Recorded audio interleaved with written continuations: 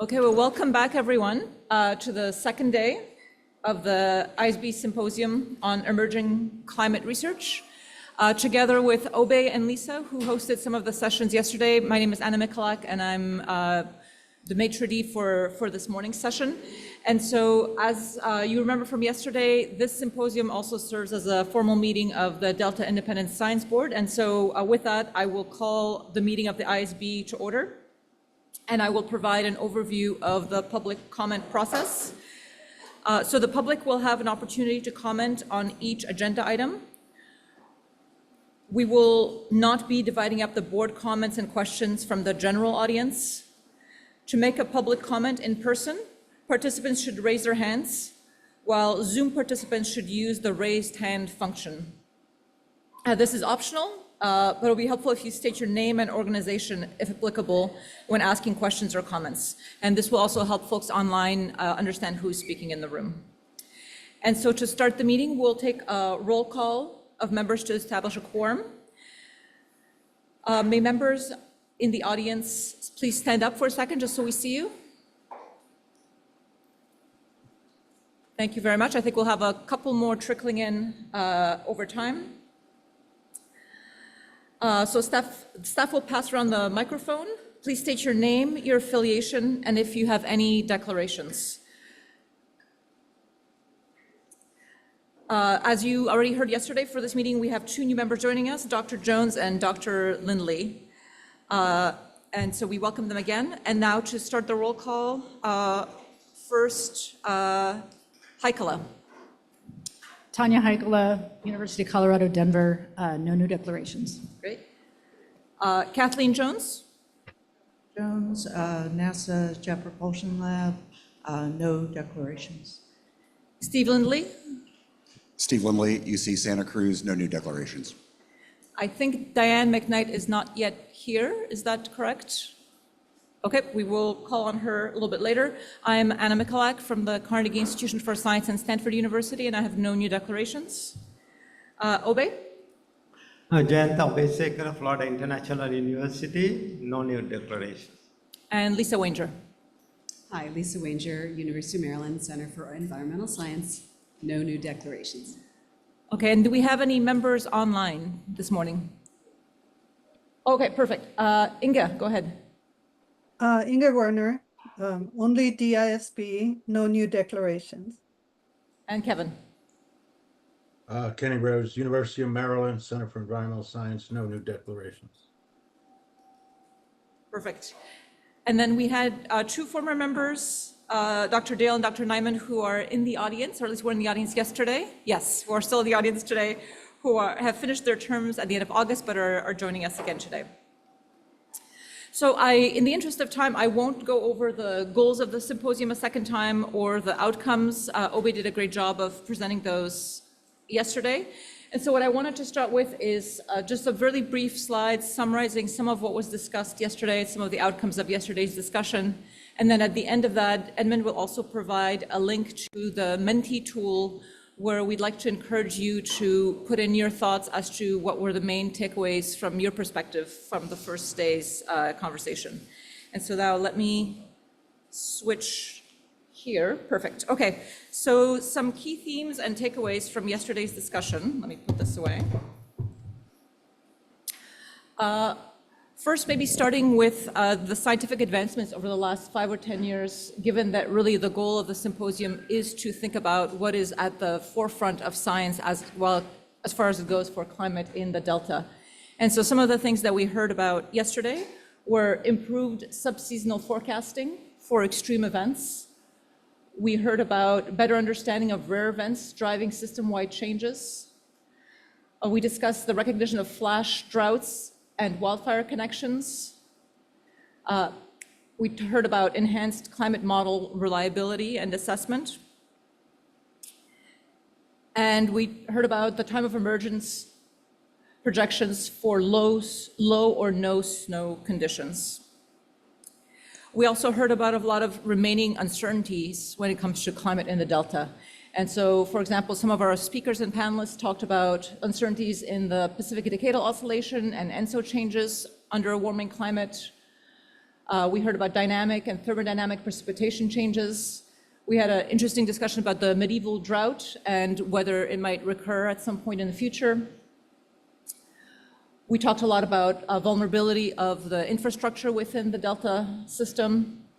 And we touched on possible ecosystem tipping points and forest transitions, or really forest to shrubland transitions.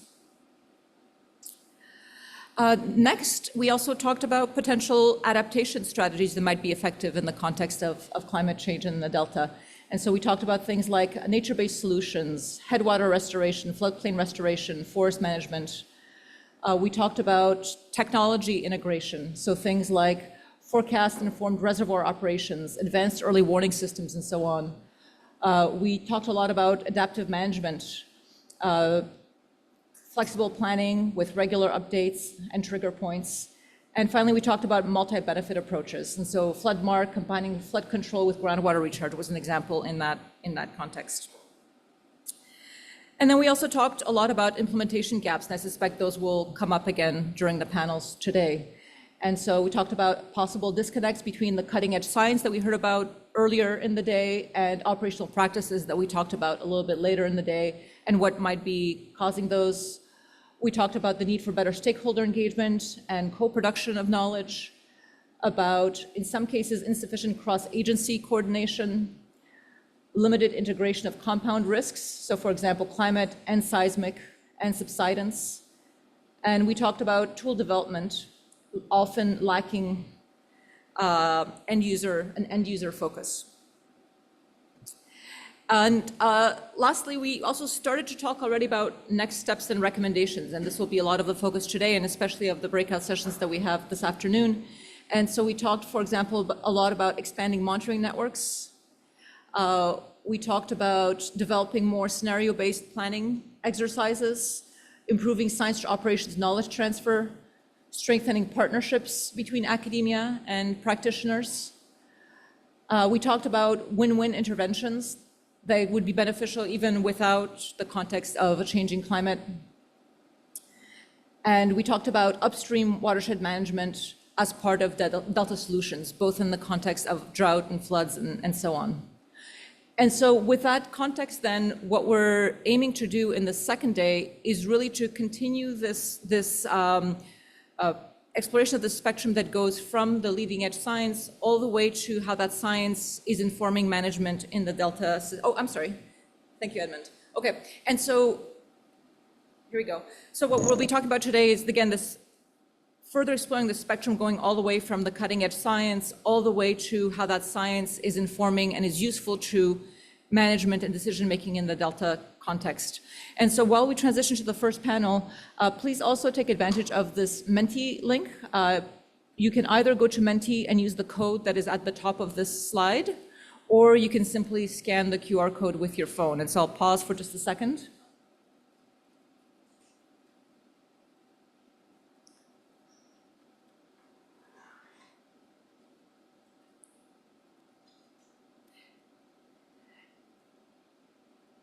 And then please feel free to enter your thoughts now or throughout the morning as well.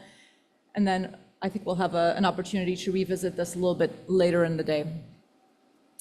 So as I mentioned earlier, today's format starts off somewhat similar to yesterday in that we will start with a panel that will be talking about integrating science for decision support in the Delta. After that, we will have a lunch break. And then after the lunch, the meeting will reconvene and we'll have breakout sessions and reports out from those breakout sessions as well. And so I will be moderating this morning's panel. There's really a discussion on how organizations working in the Delta are integrating climate science into their planning, including climate mitigation and adaptation, and what is most useful for decision support. The panelists, oh, but now I'm no longer on the slides. Has everyone had a chance to scan the QR code? Yes? Okay, so let's go back to slides just for a second. Thank you. Perfect. And so I will briefly introduce all the panelists now, and then I'll do a quick transition between speakers as well. And so the first speaker will be Ryan Lucas from the United States Bureau of Reclamation, followed by Michelle Jesperson from the California Department of Water Resources, Dan Constable from the Delta Stewardship Council, Ellie, I hope I'm pronouncing that correct, Becker-Lowe from the Governor's Office of Land Use and Climate Innovation, Sydney Chamberlain from the Nature Conservancy, and Brett Baker, who's a Delta farmer and Central Delta Water Agency member. And so without further ado, I'd like to welcome Ryan to come give his remarks, and then I'll just make a quick comment in between during transitions between speakers.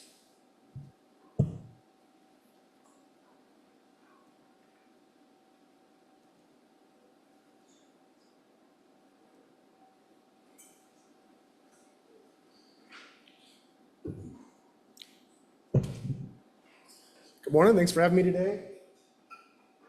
My name is Ryan Lucas. I'm a hydrologist with the Bay Delta Office, U.S. Bureau of Reclamation in Sacramento.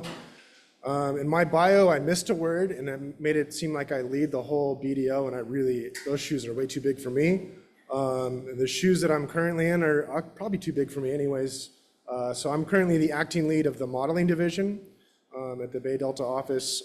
In our division, we do the long-term planning modeling for the Central Valley Project in collaboration with DWR and the State Water Project. So I'll talk this morning a little bit how we're incorporating climate change modeling into our planning modeling and secondary models as well. So you won't hear this from the federal scientists very often these days, but we are already experiencing climate change in the Central Valley Project. And so the two graphics I have here, in the top right is sort of a diagram of the temperature control structure at Folsom Dam. This allows us to selectively withdraw water from the reservoir in order to meet temperature requirements downstream. And so there's a series of shutters that we can pull in order to select at different levels within the reservoir to control our water temperature downstream of Folsom. The other graphic below and to the left of that is highlighting the day of the year that all of the shutters get pulled. So it's basically when we maximize our ability to control that water temperature. So the later in the season means that the longer we're able to control temperature downstream. And then the different colors are different water year types according to our Shasta Water Year Index, ranging from the really red or critically dry to the darker blue would be our wet years. And so even in the last 20 years or so, we're seeing a trend where across the board where we're having to pull all of our shutters earlier in the year. So we're seeing this impact due to warmer temperatures, and it's affecting our baseline condition and how we manage our operations at reclamation. And so this is really an example of seeing a trend in secondary effect versus our primary effect. So primary, would be our hydrology, and secondary would be the water quality. And so California, as we've discussed many times yesterday and today and thousands of times over the last many years, California climate is characteristically variable interannually, and might be tougher to see some of those primary trends, but our secondary trends tend to be more clear, like the temperature control operations. So there's a potential for fundamental changes to both Central Valley Project and State Water Project operations as a result of a changing climate. All right, so how are we looking at this in our long-term planning modeling? I think this diagram probably looks similar to many that were shown yesterday. We start with an emission scenario, run some climate simulations, do some spatial downscaling, and take that spatial downscaling, pump it through our hydrologic models. Then we take that output and we pump it through our planning model, which for us right now is CalSim version 3. And even further down the line, we take our CalSim output and we use that to drive our secondary models, our temperature models, our hydrodynamic models in the Delta, and so on. Okay, so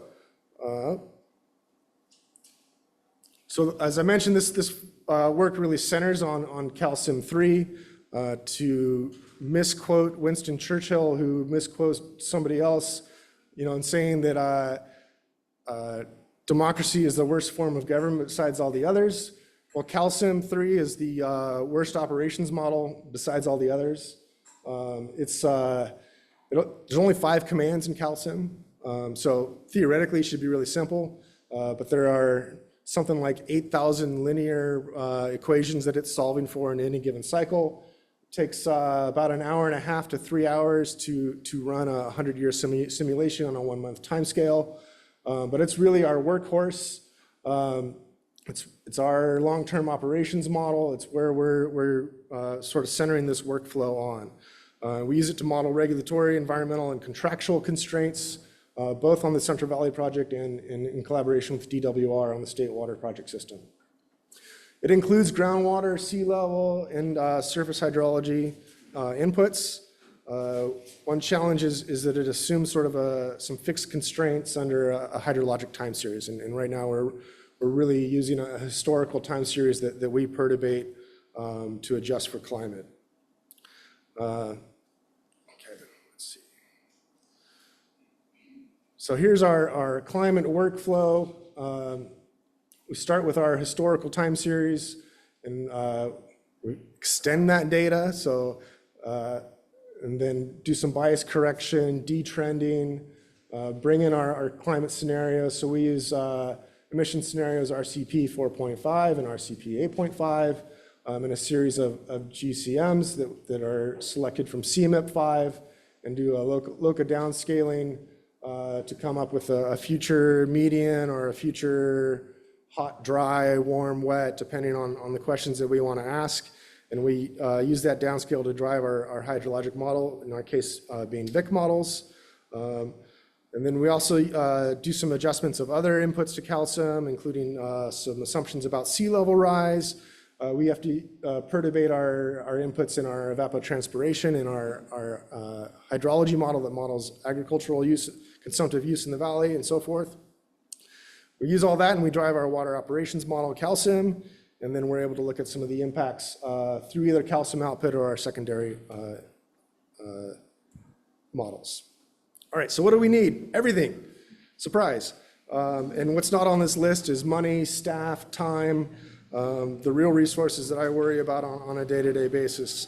But really, we want statistically consistent ensemble sets for future climate, downscaling approaches where we can better define our uncertainty, high resolution, physically based, spatially distributed hydrologic modeling, and then ability to quantify our workflow uncertainty, and then really automate some of these processes. And talking with my collaborator Roman this morning, talking about how so many of these inputs to calcium are spreadsheets that were started in the 90s and have had little pieces of macros built on top of them. And every time I get a Windows update, there's fewer of those macros the government will let me use on my computer. And those are the advanced options sometimes. So really automating this workflow and coming up with more readable coding alternatives and things that don't take 55 hours to run. An example is we were using a spreadsheet to estimate agricultural consumptive use in the Central Valley, and it took 55 hours to run the macro. And we had a scientist in Denver rewrite that into Python, and it takes 40 minutes now. So there's some efficiencies to be made in that regard.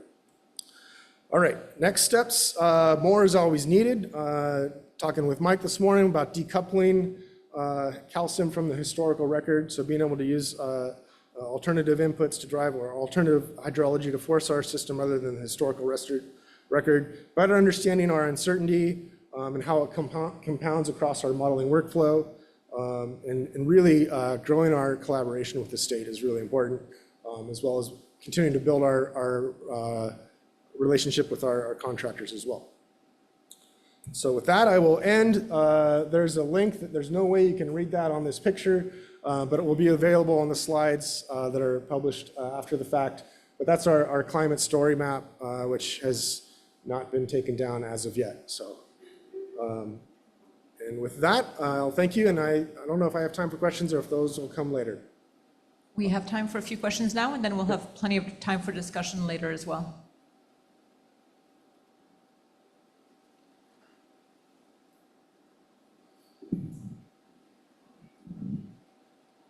Yeah, thank you, Ryan. Interesting. So I'm very interested in, the calcium-3 uses the perturbed historical time series from your needs. I think it seems like you need something statistically consistent time series. Do you have any concerns about the perturbation approach of historical time series, whether it reproduces the type of characteristic that we heard yesterday, like, whiplashes and multiple drought scenarios and, things of that sort? Yes, I have many concerns. Yeah, I don't think that's well represented. The whiplash, extreme events, I don't think they're well represented in just perturbating the historical time series. And I think that's part of the drive to want to be able to decouple from the historical time series and be able to look at those things in more detail. Well, thank you. Yeah, please. Hi, Steve Culberson with the Delta Stewardship Council. I'm aware that efforts like the Just Transition Project and the Co-Equal Project, which you may know about, are using calcium-3 as a basis for some of their scenario building. And I was wondering, are you aware of those efforts? And if so, are there ways to achieve efficiencies in helping other groups use calcium-3 to explore some of the things that maybe you don't have time or resources for? Yeah, thank you. Yeah, I'm aware of those efforts. As far as building efficiencies, we are doing some work in-house where we're trying to build, we're calling it Calcium Explorer. So it's a less complex version of our entire Central Valley project model, but it will allow you to build modules within it in order to explore things in more efficiently and with less spin-up time in learning calcium. I've been with Reclamation 2 years, and most of that time I've been more of a talking head and project manager, but I should be learning calcium. But even then, like those 2 years, I know a little bit, I know enough to get in trouble, and the amount of time it takes to really understand the system and the model and be proficient at it takes about 2 years. So I don't know if that answered your question or if I daftly avoided it, but happy to talk further. We probably have time for one more quick question. Go ahead. So Ryan, in one of your slides where you were talking about needs or gaps or one or the other, you mentioned the business of high-resolution, physically based, distributed hydrologic modeling.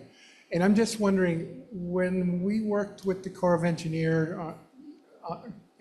on some of the FIRO stuff, one of the rules that we learned, I don't know if it's written anywhere, I think it might be, was that until their models showed something, they really, they thought it was an interesting exercise, but of no immediate decision-making relevance. I'm wondering, what does it take for the Bureau, what would it take for the Bureau to see somebody's, high-res, blah, blah, blah, hydrologic modeling and say, okay, we're going to start using this or we're going to follow these folks' footsteps or something like that? Yeah, that's a great question. And actually our current development efforts are with Dan's group at Scripps and using a more high resolution VIC model. I think we're always open to new ideas. I was really interested in Dr. Larson's presentation yesterday and potential to use machine learning approaches for the hydrologic models. It's a little bit harder to defend in court, and we end up in court whatever we do. So we tend to go more towards the historic or the physically based models. But for me, it's ease of learning, a well-supported community, being able to find answers. It's harder when it's one group at one university and that's their model, and maybe they're the grad student that just totally updated it and made it state of the art, then took a position in Netherlands, and it's harder to support that way. Okay. All right, let's thank Dr. Lucas. Thank you.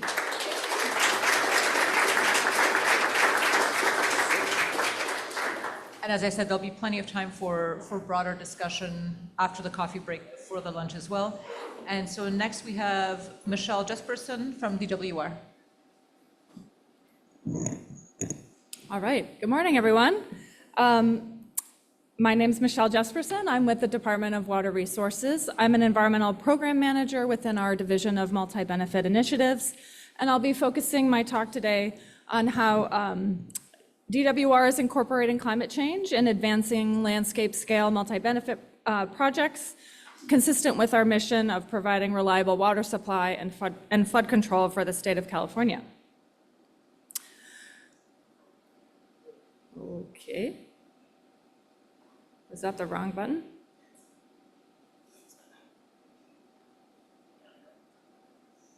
Oh, this one. Okay, thanks. Sorry about that. So to set the stage, DWR is taking a multi-benefit approach to pursuing project implementation, incorporating climate change scenarios into project planning and design. This map highlights in the green shaded areas where DWR has projects planned, constructed, and underway in the Delta region. Collectively, these projects seek to reduce flood risk, restore habitats, improve hydrologic connectivity, reverse subsidence, sequester carbon, and adapt to climate impacts through design features, monitoring, and adaptive management. So as was highlighted in the prospectus for this symposium, and as my colleague Roman mentioned yesterday, DWR has adopted a 3-phase climate action plan to support how we integrate and address climate change in our programs and projects and activities. So without going into a ton of detail, I'm going to use this climate action plan and the framing of the 3 phases to support demonstrating how we are doing this. The phase 1 is focused on climate mitigation. Phase 2 is focused on climate analysis. Both of these require project managers to look at their greenhouse gas emissions footprint and to factor in climate considerations in their project planning and design. And then the 3rd phase is both a vulnerability assessment and an adaptation plan. It identifies 4 key asset areas to focus our efforts, and one of those areas is DWR's owned and managed lands. So first, on the climate mitigation side, the department has invested in restoring freshwater managed wetlands on several of the islands it owns in the Delta for the dual purpose of subsidence reversal and carbon sequestration. So this map here shows Sherman and Twitchell Islands, where DWR, in partnership with other agencies, including the Delta Conservancy and USGS, initially piloted a 14-acre effort in 1997 to determine if restored wetlands would reverse subsidence and sequester carbon. 35 years later, we have almost 3,300 acres of managed wetlands with several other projects in the planning phase. Through other partnership efforts, we've been also able to work to establish a voluntary carbon protocol that was established for the Delta managed wetlands and tidal wetlands and rice. And this has allowed DWR to obtain carbon credits for these projects. These credits could be used to offset DWR's emissions in meeting California's net zero goals, although at this current moment, we don't expect it to need them. I also wanted to mention, a strong partnership with academia in this space, with Berkeley Lab and Cal State East Bay, to collect long-term data from these sites to better understand these systems. So probably most applicable to today's talk, our Climate Action Phase 2 establishes a required process to analyze and document climate impacts for projects, programs, and activities that DWR is sponsoring or leading. These requirements mostly apply to projects that have an expected life or time horizon of 20 years and beyond. So for planning projects, the Central Valley Flood Protection Plan provides a great example of how climate has been considered. Overall, this plan describes, or the Central Valley Flood Protection Plan overall describes a programmatic vision for improving flood risk management through California's Central Valley. It's prepared by DWR in accordance with the Central Valley Flood Protection Act and adopted by the Central Valley Flood Protection Board. It guides state participation in managing flood risk areas protected by the State Plan of Flood Control, and it's updated every 5 years. So in the most recent 2022 update, DWR evaluated 3 climate change scenarios to estimate flood risk and develop and inform management actions. One was a medium range climate projection for temperature and precipitation, similar to the 2017 update. But this update also added 2 extreme or bookend scenarios, one low risk based on the driest and least amount of warming, and one of high risk or wettest, or the worst case scenario for flood risk to provide greater climate information to the flood management. These 3 scenarios gave us more understanding of the potential flood risk in the area.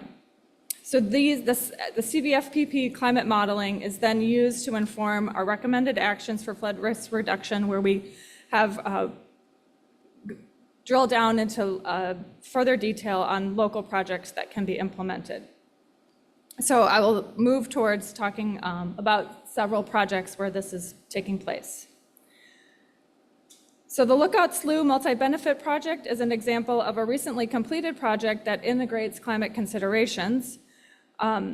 Although this project was initiated before the Climate Action Plan Phase 2 analysis was required, in line with DWR's commitment to use best available science and to achieve project benefits of flood risk reduction, DWR used the climate-informed Central Valley Flood Protection Model to evaluate flood risk and inform the design of a new setback levee that was included in the project. The project also incorporates sea level rise estimates based on the Ocean Protection Council's state sea level rise guidance from 2018. The new setback levee along the west and north edges of the site, the project includes a new setback levee along the west and north edges of the site so that the existing YOLO bypass west levee along Shag Slough could be breached to restore tidal connectivity. The new setback levee, now constructed, provides 100-year flood protection with additional height to address climate and sea level rise, thus providing resiliency for nearby infrastructure, agricultural lands, and communities. The project also features marsh restoration to facilitate carbon sequestration and accretion to adapt to sea level rise. Another project, this is a proposed project in the planning and early design phase. This project would restore, this is called the Tidezen Multi-Benefit Project. It would restore tidal marsh and associated floodplain habitat while preserving and enhancing existing land uses. Located at the fluvial tidal interface at the downstream end of the YOLO bypass, adjacent to Cache Slough Complex, the proposed project would connect a 10-mile stretch of uninterrupted floodplain and wetland habitat in one of the most critical areas for smelt and salmon restoration in the Delta.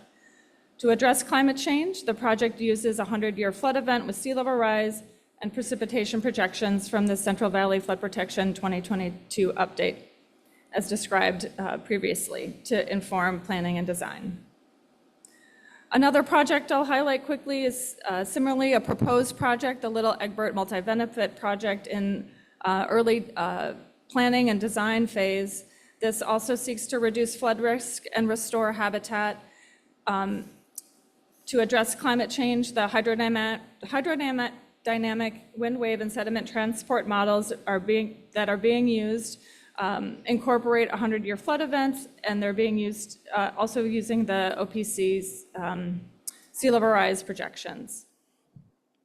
On climate adaptation, Dutch Slough is a great project example. It's one of the first major tidal wetland restoration sites that DWR has embarked on. When complete, the project will transform over 1,100 acres of land into tidal marsh to provide habitat for salmon and other native wildlife near the city of Oakland in the Delta. This project is designed to support scientific research to inform wetland restoration efforts and adaptive management practices. From the adaptation standpoint, the project was designed to have many different marsh elevations in the site to accommodate sea level rise. This project also serves as a living laboratory where researchers are partnering with DWR to study the marsh and analyze the success of various restoration techniques to maximize carbon sequestration and other habitat benefits. So as we update plans and implement projects, there are always questions and uncertainties and challenges. On the climate mitigation side, can we reduce greenhouse gas emissions fast enough, and how much difference does the carbon sequestration in the Delta make? We could say, knowing that the Delta and the peat soils are a significant source of greenhouse gas emissions, these efforts are likely to be significant here, and to support decision-making in this area, we want to find ways to reduce methane emissions from these wetland systems and evaluate strategies to maximize carbon sequestration once these wetlands have been established over time. On climate analysis and planning, we are using the 100-year flood events as a proxy for flooding and extremes, but as shared yesterday in the talks, the extremes are becoming more extreme. So how do we design for projects while facing funding constraints, permitting challenges, and balancing the desires of community benefits with addressing these extreme scenarios? For adaptation, we are looking at ways to more accurately upscale greenhouse gas fluxes across Delta ecosystems so that we can find more streamlined and cost-effective ways to monitor these systems.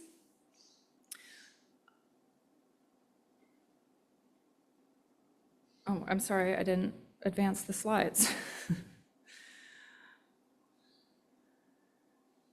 And then I think for another adaptation question is related to identifying thresholds and what management triggers for actions should be used to support interventions and ensure that our projects are meeting their desired benefits that they were designed to achieve.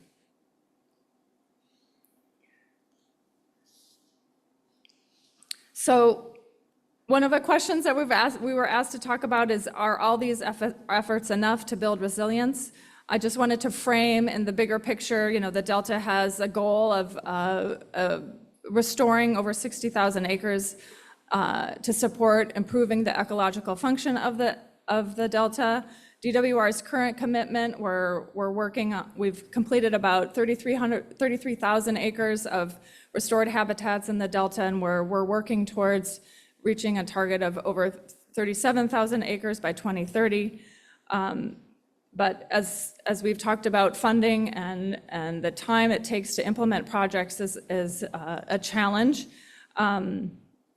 Future projects and investments will have the benefit of new science and climate projections. But as Ramon mentioned yesterday, the project implementation takes time. This is all the more reason to ensure we have adequately invested in monitoring and defined at what point we take additional management actions to ensure that projects can continue to provide the benefits they were designed to achieve. In conclusion, DWR is committed to using best available science to address climate change in planning and projects, and we look to our state planning efforts that embed the climate considerations to guide project implementation and future investments. As our understanding of the climate change improves, the Climate Action Plan provides a framework that we can build in that new climate information into project design and consideration for monitoring and adaptive management. Partnerships within the government, across the government, with academia, non-governmental organizations, community-based organizations, the private sector, these are all critical to project success. I hope that the multi-benefit projects that I've highlighted here today can serve as a model for using nature to continue to build climate resilience in the Delta. Thank you.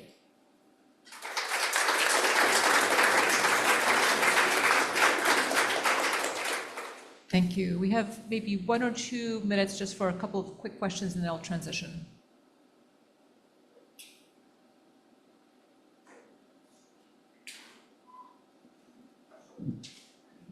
Hi there, good morning. I'm Liz Crossan from Metropolitan Water District. My question is related to the carbon sequestration and whether or not you're accounting for emissions from the lands that DWR owns, and so that you can demonstrate kind of a net benefit of implementing the multi-benefit restoration projects. Well, I have my colleague here, Tyler Anthony. He's really our carbon sequestration expert, sorry. But I'll say that we have like baseline emissions that we're starting from, which is business as usual, and demonstrating the carbon benefits of avoiding the existing activities, as well as the sequestration or the benefit of the sequestration from the projects. Does that answer the question? Do you want to add anything, Tyler?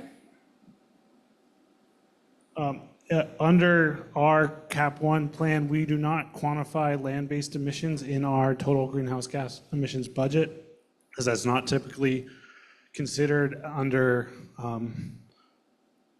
it's usually outside the scope of what our regulatory requirements are, and currently those emissions aren't well defined in terms of any industry really quantifying them as under their greenhouse gas budgets, because they could be assigned to the farmers that are growing on that field instead, for example. So it's kind of right now they're not being accounted for in our budgets yet. But we do account for them in our carbon sequestration projects, and the avoided emissions are credited for. So it sounds like that might be a topic for further discussion after the coffee break as well. But for now, let's quickly thank Michelle again for her presentation. And then next we have Dan Constable from the Delta Stewardship Council. All right, good morning, everyone. My name is Dan Constable. I'm an environmental program manager at the Delta Stewardship Council and our planning division, and I'm going to speak a little bit about our climate change initiative, Delta Adapts. Before I start, I just want to acknowledge that this is a big team. It's being led by Morgan Chow, who's in the room here, Annika Ragsdale, Jeff Henderson, and about 30 other staff, partners, consultants have been involved in this, including many of our agency partners. So thank you for that. There we go. Before I dive into kind of what Delta Adapts is, for those of you who are not familiar, the Delta Stewardship Council is an independent state agency. There's the Delta Independent Science Board as well that we are fortunate enough to get to work with quite closely. We were formed out of the Delta Reform Act. We came together really in 2013. The Delta Reform Act also required us to develop a Delta Plan, which is our regulatory guiding document that directs us to try and achieve what are called the co-equal goals, which broadly are helping achieve a restored Delta ecosystem and ensuring a reliable statewide water supply. And really integral to that is climate. That's embedded in achieving those goals. And if you don't reflect climate in what you're doing, you can't achieve them. And so it's really important that we bring it into our work. The other part of this is that we have a key role. We have a Delta Science program that is separate from the climate effort, but also relates to a lot of these efforts really strongly. It helps fund research with researchers here at UC Davis and other places in the state. It helps convene peer review, and it helps to bring together climate science that we can leverage in our own work. So Delta Adapts, as I mentioned, is our climate change initiative. It kicked off back in 2018. It has 2 phases. The first phase was a vulnerability assessment that was released in 2021. And what this was our attempt to really get a good handle about what are the vulnerabilities in the Delta, which is a big question. I think we all have a good idea of what those are, but this allowed us to really dig in and understand the populations that would be exposed to flood hazards from sea level rise, things like that, from extreme heat, what the economic impact could be to agriculture, what the impact would be to ecosystems, especially tidal wetlands that are really exposed to what the water surface elevations are and how the system is connected. And then flood risk as well, which is a big issue that's kind of all-encompassing, and I'll touch a little bit more on that today. It's been a long process. We just released the adaptation plan part of this in June of this year. So The nice part of that is it's given us a lot of time to work with our partners, again, many of whom are in this room, but also community-based organizations, NGOs, academics have been able to weigh in, and we've been able to take that information in, and so that's really helpful. It's a collective effort. Okay, so I wanted to tie this a little bit back to some of the data we used, given the focus of this meeting. As I mentioned, there were 4 thematic areas that we looked at as part of the adaptation strategy and then tried to address how do we actually, come up with solutions as part of our adaptation plan. It was flood risk reduction, ecosystems, agriculture, and water supply. And then embedded across these are cross-cutting issues. And there's several, but the one I would highlight is equity. And so it's not listed here because you'd have to say it every time in every section.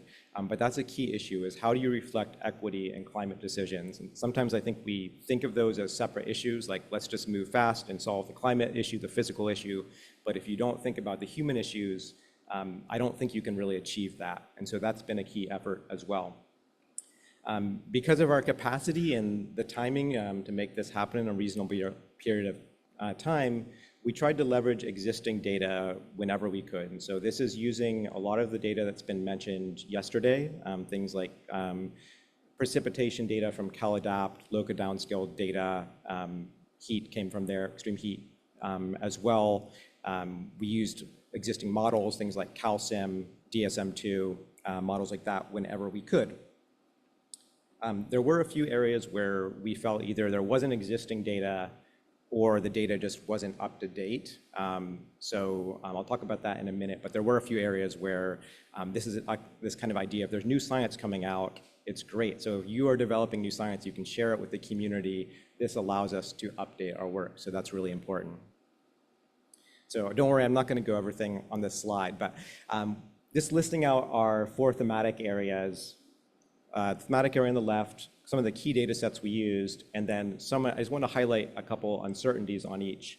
I'll dig more into flood risk reduction in the interest of time. I also wanted to back up and reiterate something that Daniel Swain said yesterday, is to paraphrase him, maybe incorrectly. There's uncertainty in the system, but I would argue and agree with Daniel that there's also enough information that we can act. Data is not what's holding us back. It's money, political will, decisions at a societal level.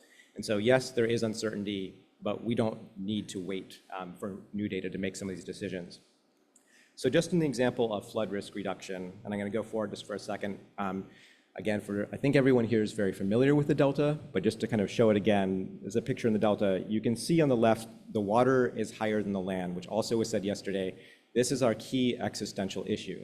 The levees here are under pressure 24/7. There's always water on them. They never get a break. You can have what are called sunny day failures, where the levee can fail for various reasons and inundates very large, potentially inundates large portions of land. And why this is so important for us is because if you lose an area, if it's tidal or not tidal, if it's a managed wetland and it's underwater, that's no longer a useful ecosystem. It becomes weeds. If it's agricultural land, you lose that. Basically, everything, all of our core goals, whether it's water supply or anything else, gets affected by that. So this is really important to us. Going back to some of the data sets we used, sea level rise was one of them. And so this is data that we were able to pull from CalAdapt using the Ocean Protection Council guidance at the time. There's a tidal datum. This is something where we felt we had to update it because there is one NOAA tidal station in the Delta. And so we worked with others to create a synthetic, basically new tidal datum that was improved. We took Delta inflow data. And so this is everything that was talked about yesterday of taking the GCMs to VIC to running the inflows and then bringing that into CalSim to look at the management and then seeing what the inflows are. And then combining that with a 1D DSM2 analysis to look at what water surface elevations are. And then, of course, levee geometry. This ties into some of our uncertainties. So one of them is sea level rise amounts. We don't know exactly what sea level rise is going to do or by when, but we have reasonable understandings of what could occur. And then another is infrastructure and geometry. And so what I mean by that is we had to assume that the levees stay as are, that they don't break, that everything is exactly what it looks like today, which may not be a realistic assumption. And by geometry, I mean we're kind of looking at existing elevations too. So not subsidence reversal, not substantial changes across the landscape. So it's kind of a static point in time. And the reason we do that is because we don't know what's going to happen. It's uncertainty, but also it's really fraught to try and make assumptions about, oh, we should do this. We're going to show this project that may or may not exist. I'm going to go over this quickly because I think these meta uncertainties were really spoken about yesterday in quite a bit of depth. Just to quickly go through, and I'll touch on the bottom ones in a little bit more detail, but there's these global choices that were mentioned yesterday, these shared socioeconomic pathways shown in the graphic here. So everything from, as a global collective society, do we make decisions, so to speak, where we end up in this greener, more integrated, cooperative world, or are we in a more isolationist, fossil fuel-driven economy, which you can kind of see where we are right now. There's compounding hazards. So again, this was touched on, but if you have a drought followed by a flood, followed by a drought, followed by wildfire, we don't really have a great way of planning for that or adapting to that in some cases. We're trying to figure that out still. And then climate tipping points. I put an asterisk here because I think it's a good idea or a good concept to communicate, but I personally don't totally like it because sometimes I think we come to the point of, well, we missed 1.5, so let's give up. You know, the system's gone. But 1.6 is still better than 1.7, which is much better than 2.0, which is better than 3, et cetera. So just noting that, yes, there are tipping points in the system. Those are uncertainties. You can have a shift change, a regime change in the ecosystem, or if you've lost large parts of the island, the Delta islands, they become flooded, you can have a physical regime change. Then lastly, local choices. And this is the one where you have the most control over. There's uncertainties here, so we don't know what decisions we're going to make about restoration over the next 20 to 50 years. DWR has great plans, others have plans, we have our targets, but we don't know exactly what's going to happen. Similarly, on infrastructure, can we build our way out and create enough space in the San Joaquin to avoid overland flow and massive flooding from the projected increase in inflows there? We don't know exactly what that's going to look like, but we do have more control over that. So that's kind of an uncertainty and a benefit.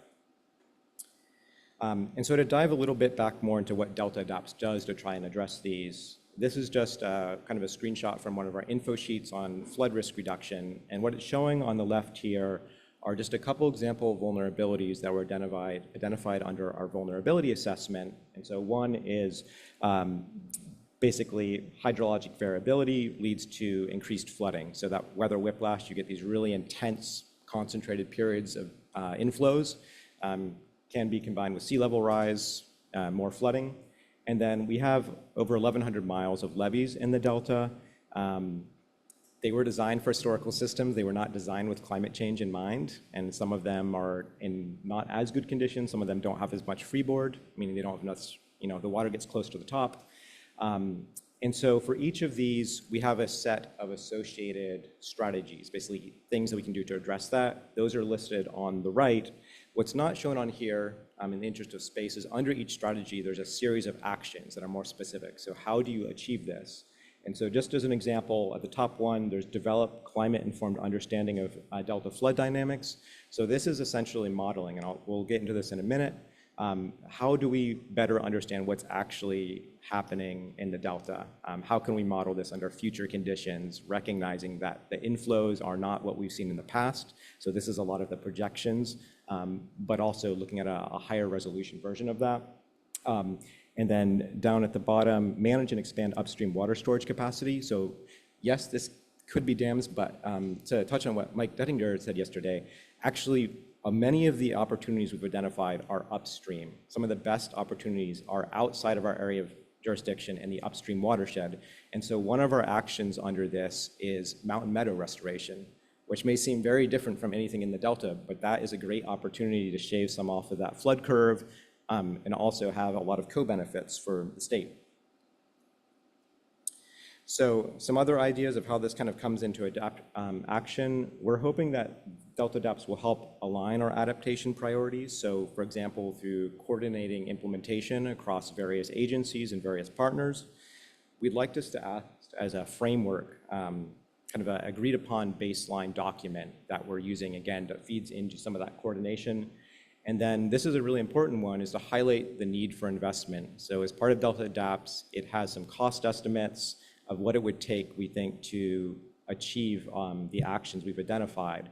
And that's, depending where you choose exactly, roughly in the range of $4 to $7.2 billion.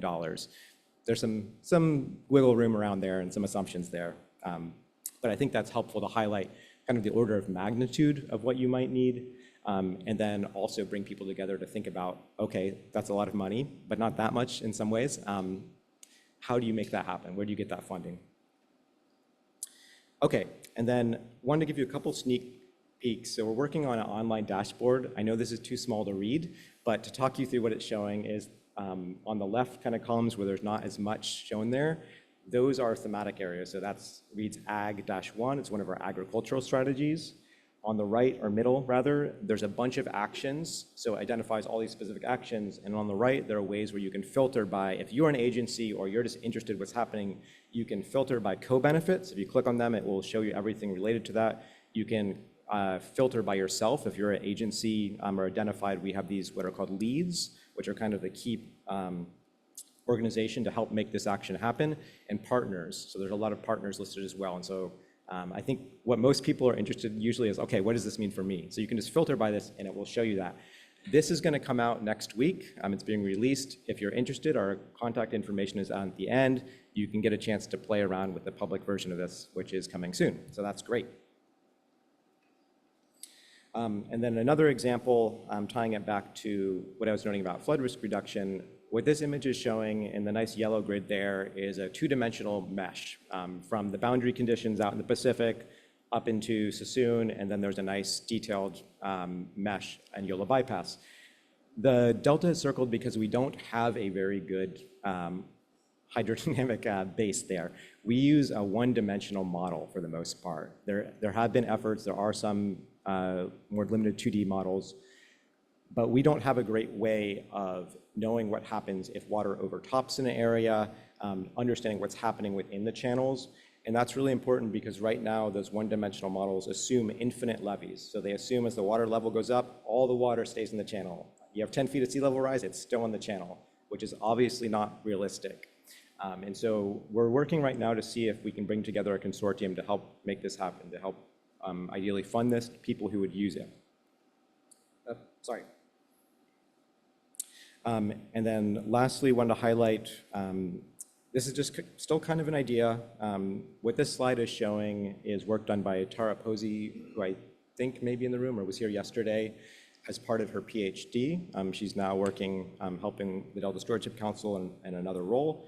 But what it highlights is various actors that are working on climate in the Delta, and Delta Adapts was identified as kind of one of the key efforts, one of the key consortiums. And so we're exploring a working group, which would be similar to what you may think of in the Bay Area as like the Bay Area Climate Collaborative. There's various collaboratives around to help bring this coordinated body together. And so if you are interested in this, you'd like to learn more, again, next week there'll be a survey going out about this where you can weigh in and offer some comments. Again, if you're interested in that, our contact info is at the end here.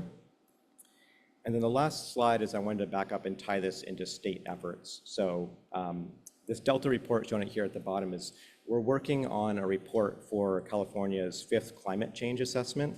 The way that's set up is there's regions and there's some topical reports, but the Delta spans regions. And so we were fortunate enough to be offered the opportunity to write one that's specific to the Delta.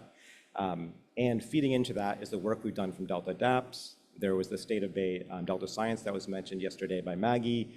There's this symposium today, so we're learning a lot, thank you. And then there's data that's going into the 5th climate assessment. And so people working on that have been really nice and been able to provide us figures, updated data, things like that. And Aaliyah is gonna talk about the 5th assessment more in just a moment, so I won't say more there. Yeah, and so that's it. If you have any questions, if you're interested in learning more, the QR code there will bring you to our climate change webpage. Our email's up top, and yeah, we'd love to stay in touch. And thank you.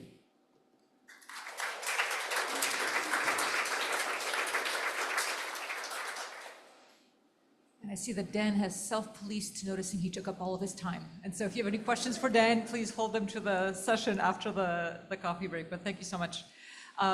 Next up, we have Aaliyah Becker-Lowe from the Governor's Office of Land Use and Climate Innovation. Good morning. Thank you so much for the opportunity to speak today, to be here. So as mentioned, I work with the Governor's Office of Land Use and Climate Innovation. I'll speak a little bit about our office, but I'm here to talk about the fifth climate change assessment, as Dan mentioned, and really want to highlight some processes, some resources that I think draw some connections and to what we're talking about today.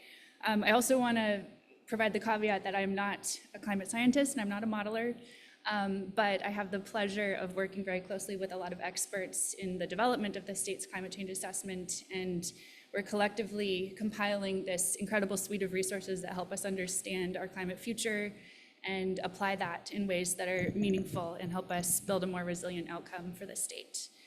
So today, as the manager of the state's climate assessment, I'm very proud to be representing not only the Governor's Office of Land Use and Climate Innovation, but our partners at other state agencies, the Natural Resources Agency, the California Energy Commission, and the Strategic Growth Council. And I would be remiss not to mention that there are many hundreds of partners at this point that are contributing to this incredible portfolio. Several are in the room today and spoke yesterday during the panel session. So we're really proud to be part of this very broad network that's contributing. So as mentioned, I'm going to talk a bit about our office and then zoom in on the climate change assessment. And for those that are unfamiliar, LCI, which is formerly the Office of Planning and Research, is the state's comprehensive planning agency. We set short-term goals and long-term goals to advance policies that cut greenhouse gas emissions, that adapt to climate change, that meet housing needs, and modernize infrastructure equitably. Included under our umbrella is the Racial Equity Commission and the Strategic Growth Council. And under the branding of LCI specifically, we consider ourselves some of the brains that are helping shape California's long-term strategy for land use, for climate resilience, and community well-being. So our role is really to help the state think about how we can build smarter, how we can build greener and more equitable communities. So we specifically work closely with cities and regions in helping them grow to protect the environment and improve the quality of life. We guide how California adapts to climate change with data, with policy resources and real-world support. And we make sure that under-resourced communities aren't left behind when it comes to planning and investments. So more broadly, we're known for maintaining the state's clearinghouse for CEQA, the California Environmental Quality Act, for developing general plan guidelines, and we're in the process of an update right now, and advancing the state's climate change research, policy, and action through the Integrated Climate Adaptation and Resiliency Program.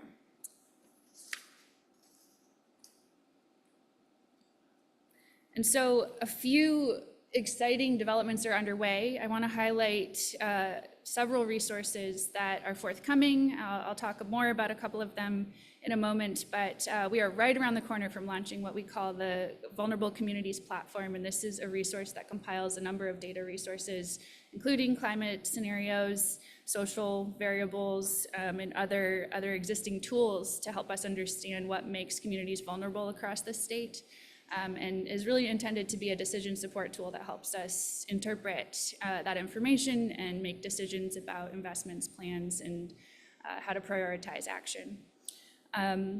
The fifth climate change assessment is due to roll out next year. We're very excited to reveal this portfolio to you all in now just months away. Very excited. It's been a long effort, and I'll talk more about that in a moment. And just to highlight that we have a lot more going on. There are a number of grant programs. We're continuing to develop tools and resources, providing technical assistance, conducting a variety of engagement opportunities, really trying to create this holistic portfolio that helps us understand, from the ground up, how we're experiencing the impacts of climate change, how we can collectively improve our future. And so I want to highlight where the assessment sits in the context of the state's policy. So this is one of several branches of the state's climate portfolio that focuses on climate adaptation. So for example, the OEHA Indicators of Climate Change report, this is referencing historic changes and really uplifting lessons learned. The assessment helps kind of translate a lot of our lessons learned but matches that with future-looking projections and research that help us understand our climate future. The state adaptation strategy turns those findings into actionable priorities and goals that advance resilience across state programs and initiatives. And these are just three. There's so many, and we're really excited to see advancements at department levels, at local and regional scales, and it's really critically important that we're capturing not just these statewide perspectives, but these locally specific contexts in the work that we do. Our hope is that some of these resources can help guide and align the work that we're doing at all levels. So a little bit more about the assessment. So thanks to statutory direction that was passed in 2020, Senate Bill 1320, and with funding from the 2021 climate budget. And again, countless partnerships with community organizations, researchers, tribes, government entities, and so many more from across a range of disciplines. The assessment is underway, and we're excited to launch next year. Historically, the assessments help set the scientific foundation for understanding our risks and our vulnerabilities to climate change across the state. It's designed by decision makers, communities, tribes, scientists, academics, subject matter experts, and for these communities as well, to ensure that the resources developed inform planning and inform investments and policies at the state, regional, and local scales. Because the assessment is answering important questions about how climate change is affecting California's communities, prioritizing community engagement and fostering these diverse partnerships is very essential to the development of all of the work that we do, and helps us ensure that we understand who and what is most at risk to climate change impacts and what adaptation and resiliency efforts are best suited for these areas. So we've partnered with nearly, or maybe I'm way back a step. We've partnered with nearly 70 research teams to develop new data and research about the kinds of issues that help us set the scientific foundation that guides our policies and our planning. This portfolio that is shown on the screen here is designed to interconnect and to uplift the latest data, science, research on climate change in sequence. So we start with downscale climate change projections that are specific to California. You heard a little bit about this yesterday on the panel, and I know there's folks in the room that are directly contributing to this work, so thank you very much. And this sets a foundation alongside just understanding what's changing in terms of temperature and precipitation patterns. We're studying some specific scenarios for sea level rise, wildfire, hydrologic changes, and that helps inform this portfolio of original research. So there's 3 branches of original research that we're funding. There's an energy research portfolio that the Energy Commission is contributing, what we call the core climate research portfolio, and this uplifts some priority research topics that were established early on in our scoping process. And happy to share more about this, and we can provide some links after for some synopses of these. And we're very excited to be hosting a tribal research grants program as well. So uplifting tribally produced research alongside these other original research brackets that have historically been part of the California assessments. So all of this original information and data products is then kind of enveloped in these regional reports and these statewide reports that help us unpack what that means at a regional scale and help us unpack what that means for specific sectors across the state. And I'll talk a little bit more about that in a moment, but just want you to have a sense of this, the breadth of this portfolio, that there's a little bit in there for everybody. And our statewide summary is meant to capture the key takeaways from across this broader portfolio and really help guide decision makers towards the most relevant and pertinent information that's coming through this new research portfolio, and to continue advancing our action on this front. I also want to highlight that, as mentioned, a core piece of this work is our community-driven research process. And this model really ensures that diverse voices, expertise, and lived experiences are included throughout all steps of the research process. We've also, just gained an incredible value in establishing this tribal research program. We have, in addition to the tribal grants, a tribal advisory group, And this helps us ensure that we're uplifting Indigenous knowledges and expertise appropriately throughout this portfolio. So these efforts have contributed to a lot of insight about the unique challenges that communities are facing and how we can best approach adaptation solutions specific to local concerns. And so it's also through events like these where we can continue to compile our knowledge and to share information. And so we're very excited to learn more from you today and to incorporate some of the lessons that we're discussing into how we package and promote these final materials. So I also want to highlight some of our Delta-specific products. So as mentioned, the fourth climate change assessment set us up with this suite of regional reports. There's 9. This shows a few of those, kind of zoomed in on just the Delta region specifically. And so we've continued this model. It was very successful, and each region is working off of a comparable framework to try to provide some consistency and navigability of these resources for folks that need information across regions. The Delta is one of those areas where there spans multiple regions. There's 3. So we're focusing on the San Francisco Bay Area, the Sacramento Valley, and the San Joaquin Valley reports in interpreting some findings specifically about the Delta area. These authors are coordinating. These authors are sharing resources and outputs.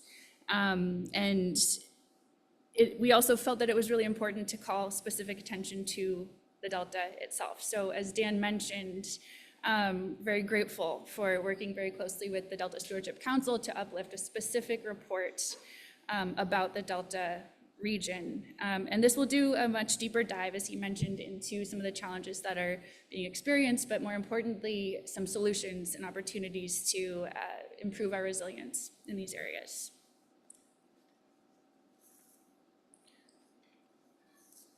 So, I also want to highlight that alongside the downscaled climate change projections mentioned previously, which you can access in the CalAdapt Analytics engine, these informational resources, they offer very important insights into how we can understand issues like coastal flooding, like sea level rise, the impacts of extreme heat waves, drought, wildfire, and how they intersect and cascade and compound together.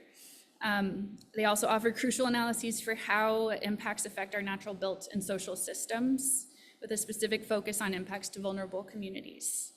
And I just want to acknowledge that the Delta has been described as the heartbeat of the state's water system. There's still gaps in our capacity to connect models, as we've been discussing, and in ways that capture the nuances of the social, economic, and ecological systems in this area. And that's something that I'm proud to be working closely with a lot of folks in this room and throughout our work on the assessment to help fill those gaps.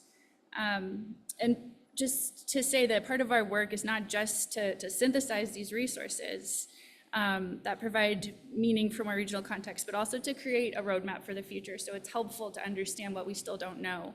And we're certainly taking notes of the gaps that we've been hearing throughout the last couple of days that we can use to guide future research opportunities. And I think it's also important to recognize that no matter how great our models are, no matter how robust our research is, or how well we communicate and elevate those findings, or conversely, as Dan and Daniel emphasized, even if our information is imperfect, climate change is outpacing our capacity to prevent the impacts that communities are facing. And we need to advance our work regardless across multi-sectoral approaches. And so this means doubling down on protecting and restoring critical habitats. This means bolstering communities against fire, flood, heat extremes, and ensuring access to clean, reliable water resources, and helping folks connect to the tools and resources and guidance that they need to actually take action effectively at all scales. So the assessment will provide a baseline of information, but this truly takes an all-hands approach to achieve these goals. And I'll close by just emphasizing that we're very eager to hear from you and to learn from you and would love to stay in touch.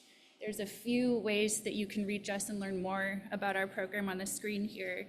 I will highlight we are currently still looking for reviewers and editors for a few of our reports, so if that is of interest, please be in touch. We have some flyers on the table and folks can gain more information about how to sign up for that. And I'm happy to take questions if we have time, but otherwise, thank you so much for the opportunity to share about our work.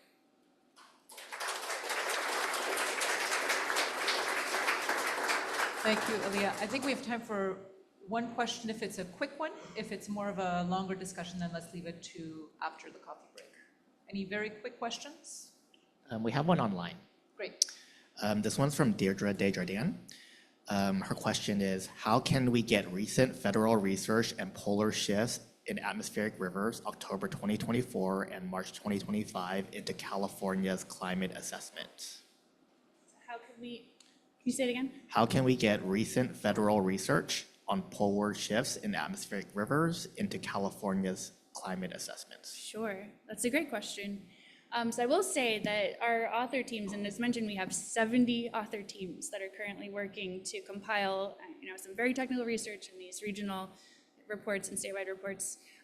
They're doing robust literature reviews and hard at work to uplift the best available information that includes federal sources, that includes international sources, that includes other technical resources that are current. And so there's a pathway, absolutely, to pull the best available information, including more recent federal findings into this assessment. And as we move forward, our hope is to continue to build more of a living cycle where we can continue to uplift these resources on a more ongoing basis, because the information is rolling in. It's an incredible challenge to compile all of that. And so we're eager to make space and to continue learning as we go. Thank you so much. And it sounds also, if I can add, since you're still looking for reviewers for some of the chapters, that might be another way for people to inject additional information. Absolutely. That they feel is relevant. Yes. Great. Thank you again, Leah. Thank you.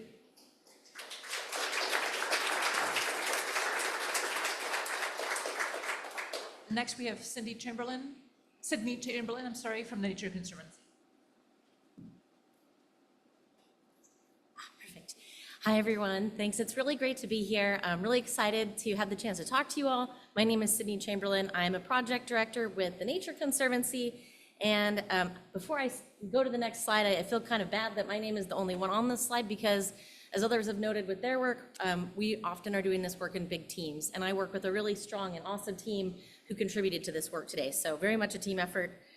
For those of you who are not familiar with the Nature Conservancy, we are a global environmental nonprofit, but working to conserve the lands and waters on which all life depends.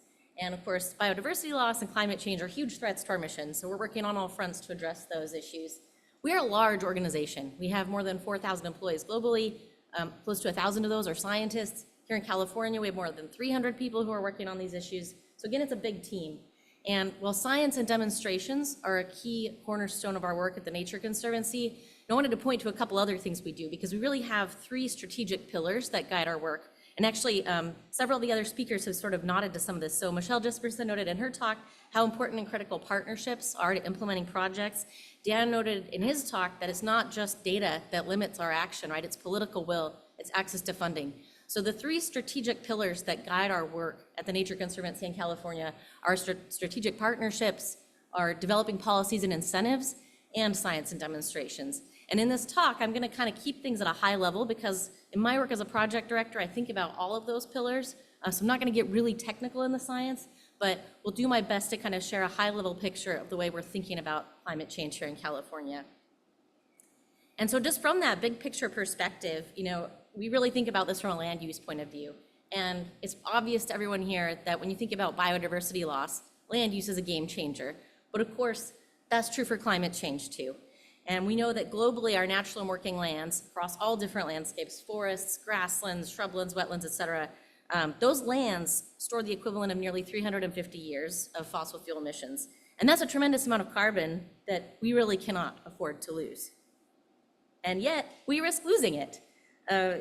Depending on what year you look at, land use and land use change contribute anywhere from 13 to 21% of global greenhouse gas emissions. And here in California, our natural and working lands have lost carbon through unsustainable management practices, conversion to development. That's in addition to the catastrophic wildfires that we all know and are seeing now. And so this figure here is from a paper by Ben Sleeter et al. Published in 2019 that looks at ecosystem carbon stocks in California projected out to the year 2100. And there's sort of a main line and then these shaded regions that represent uncertainty. And what you can see is that even given most of the uncertainty here, our ecosystem carbon stocks are generally on a downward trend of losing carbon. So the idea here is that if we don't intervene, we risk our lands becoming a net source of carbon. And I will pause and say there's some nuance here because looking across California's different land types, our goal in tackling climate change shouldn't necessarily be to maximize carbon on every landscape. We have some landscapes that have too much carbon. So it's really about holistically addressing ecosystem health so that we can find the right balance. But collectively, across all of our lands, we certainly don't want to lose all of the carbon that they are storing here. And luckily, in spite of that sort of bleak picture, right, we all know that we have solutions that can improve this problem. And in the Nature Conservancy, we're often thinking about land use and nature together. So the way that we're thinking about climate change generally is focused on what we call nature-based climate solutions, which talks about conserving, restoring, and stewarding our lands in a way that either increases carbon sequestration and/or avoids emissions from the lands. And for nearly 20 years, the Nature Conservancy has been working here in California, playing a supportive and collaborative role to advance science that builds the case for nature-based climate solutions. And we've done that through a large series of research. There's a snapshot of papers here. If you went to our website, you'd find a whole bunch more. So doing research to build the scientific case for nature-based solutions, also thinking about analysis for adaptation. What are we going to do in terms of the impacts we can avoid?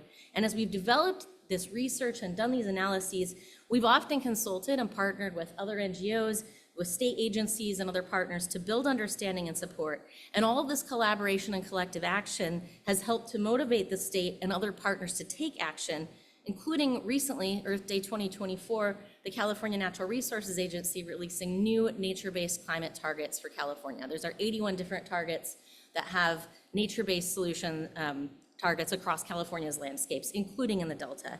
So that's great, but now the question is, how do we get there? And California has ambitious goals to meet carbon neutrality by mid-century. Are we really on track to do that? How are we going to implement these 81 different targets to actually get there? So that's kind of a big picture, right? Looking at a statewide scale, but we're here to talk about the Delta. So let's zoom in and think about the Delta. There are really two additional ways that we've been thinking about climate data in the Delta. And a minute ago, I said California's lands are at risk of becoming a net source of emissions without intervention. I think the Delta is a really unique place to have that conversation because, as we all know, the past 200 years of land use changes in the Delta have seen what was once a large wetland be converted into predominantly agricultural land and some development. And this figure here is a map of the Delta. I apologize, it's a little bit fuzzy and maybe hard to see from where you're sitting, but basically the colors are showing you the distribution of soil organic content across the Delta, and there's a lot of it. And what happens when we've drained these peat soils is that we're releasing carbon dioxide while simultaneously seeing the land subside. So we have this landscape that effectively is acting like a chimney of greenhouse gases. And so maybe, I might argue, there's maybe no better landscape in California where nature-based solutions can play a critical role in helping us to address the issue. And one of the great things about nature-based solutions, of course, is that they carry all these additional benefits. So we can tackle not only the greenhouse gas problem here, but also the subsidence problem, and also think about habitat loss. Let me try to ground this with a little bit more specific. So also very hard to see probably where you're sitting. There's a little tiny outlined green area in the middle of that map, which is called the Staten Island Preserve. And as I noted earlier, one of the core strategic pillars of our work at the Nature Conservancy is science and demonstrations. The Staten Island Preserve is a 9,200 acre farm that the Nature Conservancy acquired in 2001. And you can kind of get a sense of where it is in the Delta from the map, the inset map on the left here. TNC has 13 different nature preserves in California, spanning something like 640,000 acres of land. And these are lands that we protect not only because of their inherent value, but also because we are able to use them as living laboratories, places where we can road test solutions, we can continue to build the case for science, advance the science we need in order to do the work, and really ultimately figure out what it's going to take to scale solutions at a broader scale. And Staten is really one of the very best examples here. So when the Nature Conservancy first became interested in Staten, it was largely due to the island's location along the Pacific Flyway. And at the time, we were thinking a lot about sandhill cranes and about trying to figure out how to implement more wildlife-friendly agriculture in the Delta. But you go out there, and if anyone wants to visit, let me know, I'll take you out there. We go to the South Levee, and you stand there, and you can just see the subsidence. And so we realized pretty quickly that we had an opportunity not only to do wildlife-friendly agriculture, but also to think about climate change, about carbon, about subsidence. And so that's what we've been trying to do at Staten here. The image on the right-hand side gives you a sense of the demonstration project that we're doing, which implements two different nature-based climate solutions. Both of these solutions are ultimately solutions that are trying to strategically re-wet peat soil. One is rice cultivation, and we started that in 2019, finished in 2023 with more than 4,000 acres of rice. And then adjacently, we're putting in just over 1,000 acres of managed semi-permanent and seasonal wetlands. And so in this map that's on the right-hand side, the light green shaded region is where we've got rice, and then there's a darker green shaded region that's kind of hard to see probably from where you're sitting. That's where the wetlands are gonna be. And if I were to go back to the last slide, I apologize, I'm just like a walker, I do this. So, if you start at the north end of the island and go south, you get a sense that. I'll just say that unfortunately people online won't be able to Oh, hear I'm you. sorry. Maybe, I think the pointer does recap. work. So if you try to use the pointer, you should be able Oh, to. yes, look at that, technology. So if you start at the north end of the island, you move south, you can see how the soil organic content is changing. And so looking at this project map here, we start to see more and more organic content as we move south along the island, and that's what's motivated us to put these solutions in place where they are. And the southeast corner of Staten Island is the area that we think is at highest risk of future land subsidence. So that's why we identified that site. So we've been implementing this project. We've been doing science. We have eddy covariance towers on site, which we've been using to monitor greenhouse gas emissions. We finished putting the rice in place. We're right at the cusp of starting wetlands. We're working on a bid process right now to get wetland construction started in the next year or so. So it's a really exciting time. We also have enrolled both rice and wetlands together, about 5,000 acres, as a voluntary carbon offset project with the American Carbon Registry. And just last month, we completed our first carbon verification, which is really exciting. So we're right about to have our first carbon credits issued. And that points to, again, the living laboratory concept. We're not just trying to do science here. We're trying to think about policies and incentives to scale the work. We're thinking about partnerships. We're working closely with the Delta Conservancy, with other state agencies and NGOs to advance that work. One thing I might mention before I continue is there's still additional science to do around all of this. And some of the questions that we're working on right now are things like, what about methane? We found with our verification process, our methane emissions were like 4 times higher than we expected with the rice. And that's because as we put water back on these peat soils, we're reducing carbon dioxide, but then that can come with an increase of methane. And there's some research and some folks maybe in this room who've been thinking about this question, are there alternative practices to growing rice or alternative management approaches to rice, like alternate wetting and drying, where we might be able to reduce those methane emissions without increasing carbon dioxide? So that's one question we'd like to answer.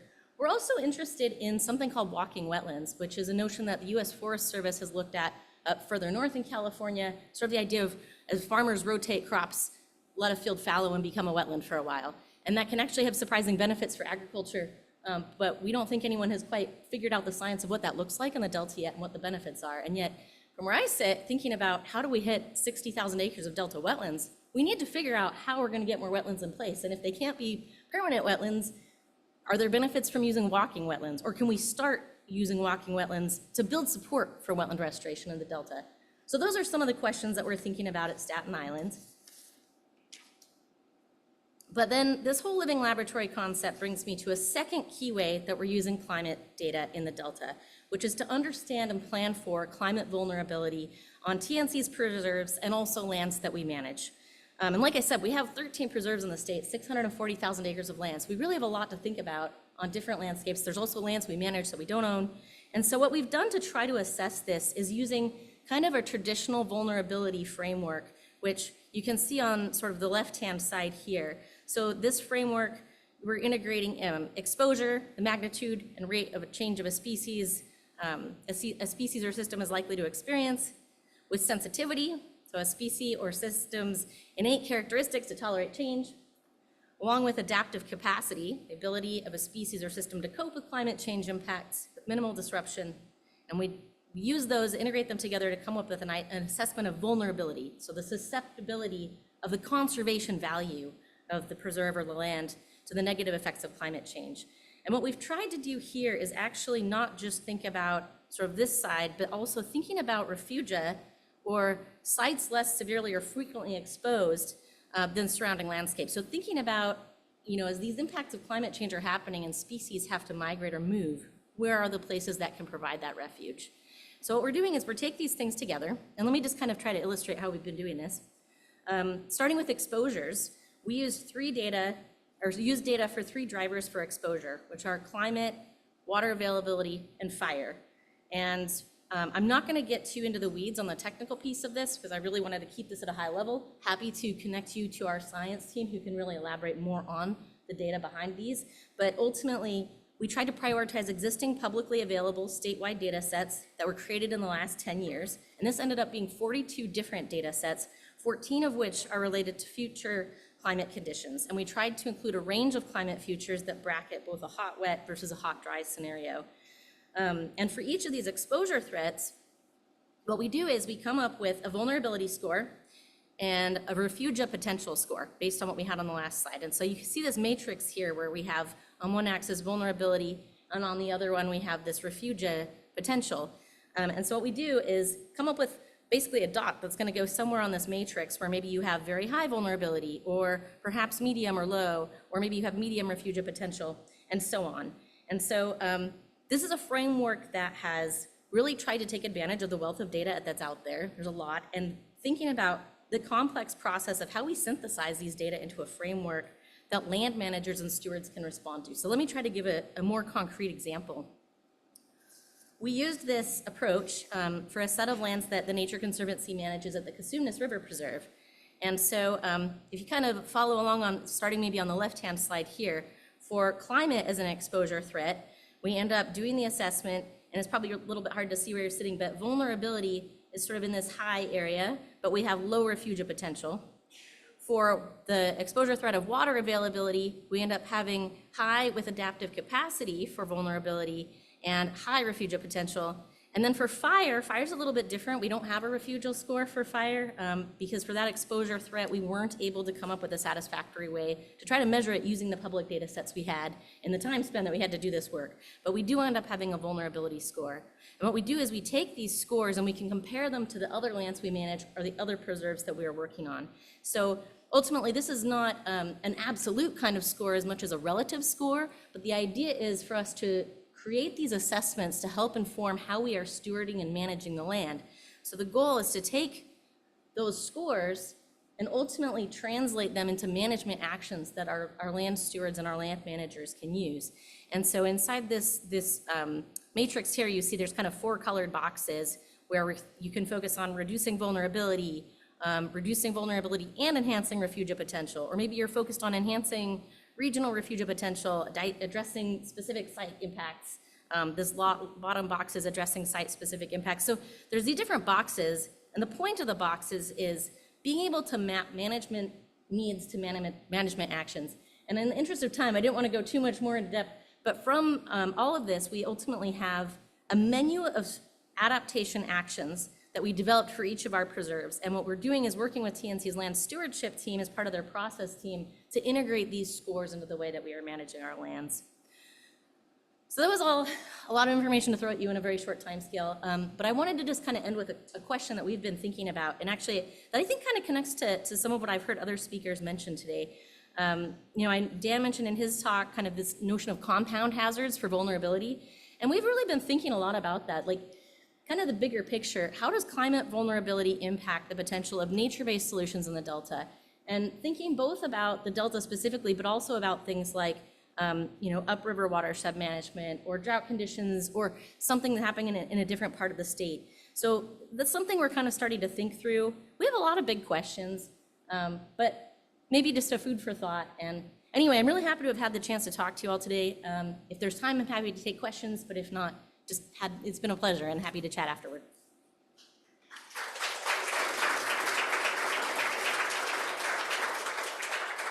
Thank you, Sydney. Unfortunately, we're out of time, but I think that last question you posed is a great question for us to address after the coffee break as well. And then our last speaker for this morning, transitioning a little bit to more of a local perspectives on the topics that we're discussing, is Brett Baker, who is both a grower in the region as well as an attorney for the Central Delta Water Agency.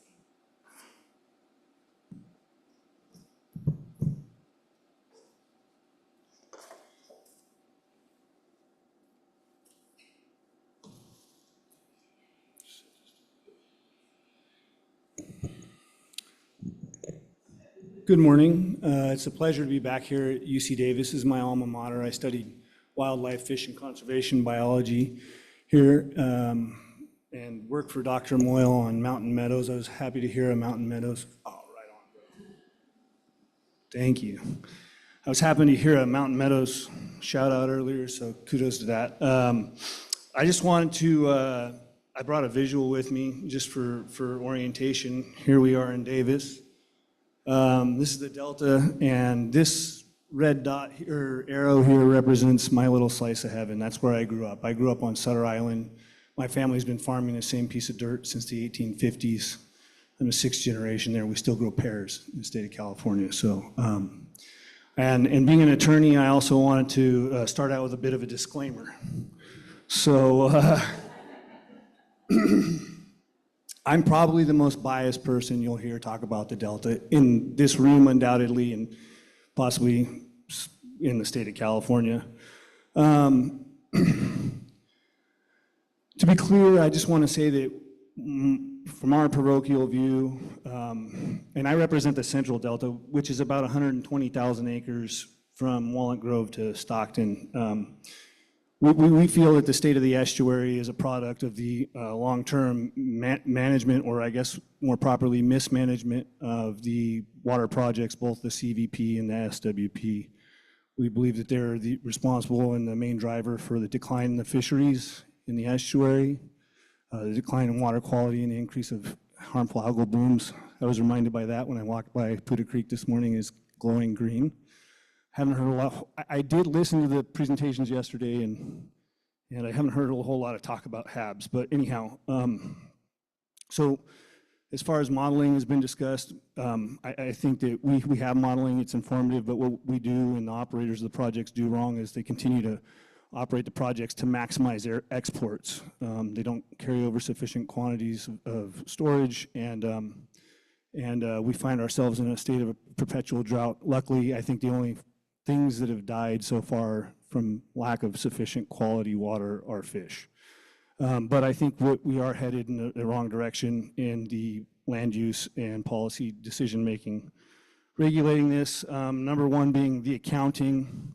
Our state project does not account for the amount of beneficial use of water. They're accounting for the amount of water that's diverted at Clifton Court is specious at best. And as has been mentioned ad nauseum, I think politics play a large role in a lot of what is going on here. So I'm just going to end that disclaimer with our secret plan. This is our secret plan from the Delta. We are going to fight to have the construction of any isolated conveyance project around the Delta. We're going to, if it ever is built by act of God or Congress, we're going to fight them to operate it, and then we're going to fight them to tear it down. And you can take that to the bank. So enough of that. We'll get on to my presentation for you. Is the sea level. I do like to spend quite a bit of time out in the ocean, chasing tuna fish and other fish.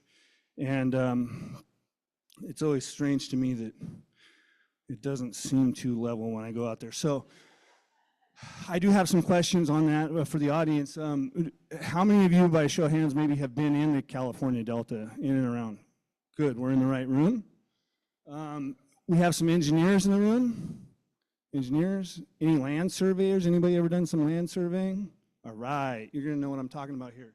So yeah, everything in the Central Valley, we surveyed all that land with reference to Mount Diablo. Mount Diablo is moving at what, about 2 centimeters a year? Yep, so we have to correct for that. There's no fixed point on Earth to measure anything. I just want to throw that out there. And has anybody in this room ever collected streamflow data? Yeah, when I worked for Peter, that's not me, but we did a lot of that, you know. 25%, oh, 50%, okay, sure, whatever. This is a graph of sea level rise at the Golden Gate. I believe these lines in the apparent datum shift, the original benchmark burned down. They moved it across to the other side of the Golden Gate. This is for a similar period of time, or a shorter period of time, but this is Alameda.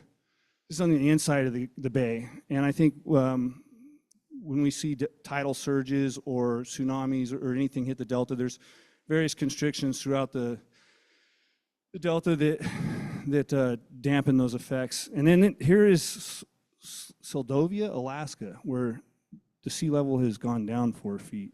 So I was hoping somebody in this room could explain that to me later. But so I think we have some things to think about when we talk about sea level rise in California and the Bay and the Delta. So this is from NOAA's sea level rise map. Key takeaway there, there's always water in the Delta. This is current mean high water. That's 5 feet of sea level rise. I'm sorry I couldn't zoom in on these for you, but you're really starting to impact, the Embarcadero's gone. I think, so generally in the Delta, when we talk about water, we're mostly concerned with quality, and there's always water in the Delta. There's always a quantity of water in the Delta, that's for sure, but it's generally more important to focus on the quality. But granted, there may be larger concerns. So that's 10 feet of sea level rise. I think you've taken out the whole financial district in San Francisco, Jack London Square over in Oakland. Most of Alameda's gone too. So I don't know if we're really concerned about sea level rise. Maybe we should be talking about things like building gates outside the Golden Gate. Doesn't have to look like that. When we go over the potato patch, that shallow ground where people used to walk all the way out to the Farallon Islands, I think you could, hydraulic dredge a nice berm. You could even put a sandy beach on one side for people to recreate and kite surf and things like that. So this is not the first time people have talked about things like this. There was a Reber plan, and I think that this had various issues with it, but the concept is one we employ elsewhere in the United States.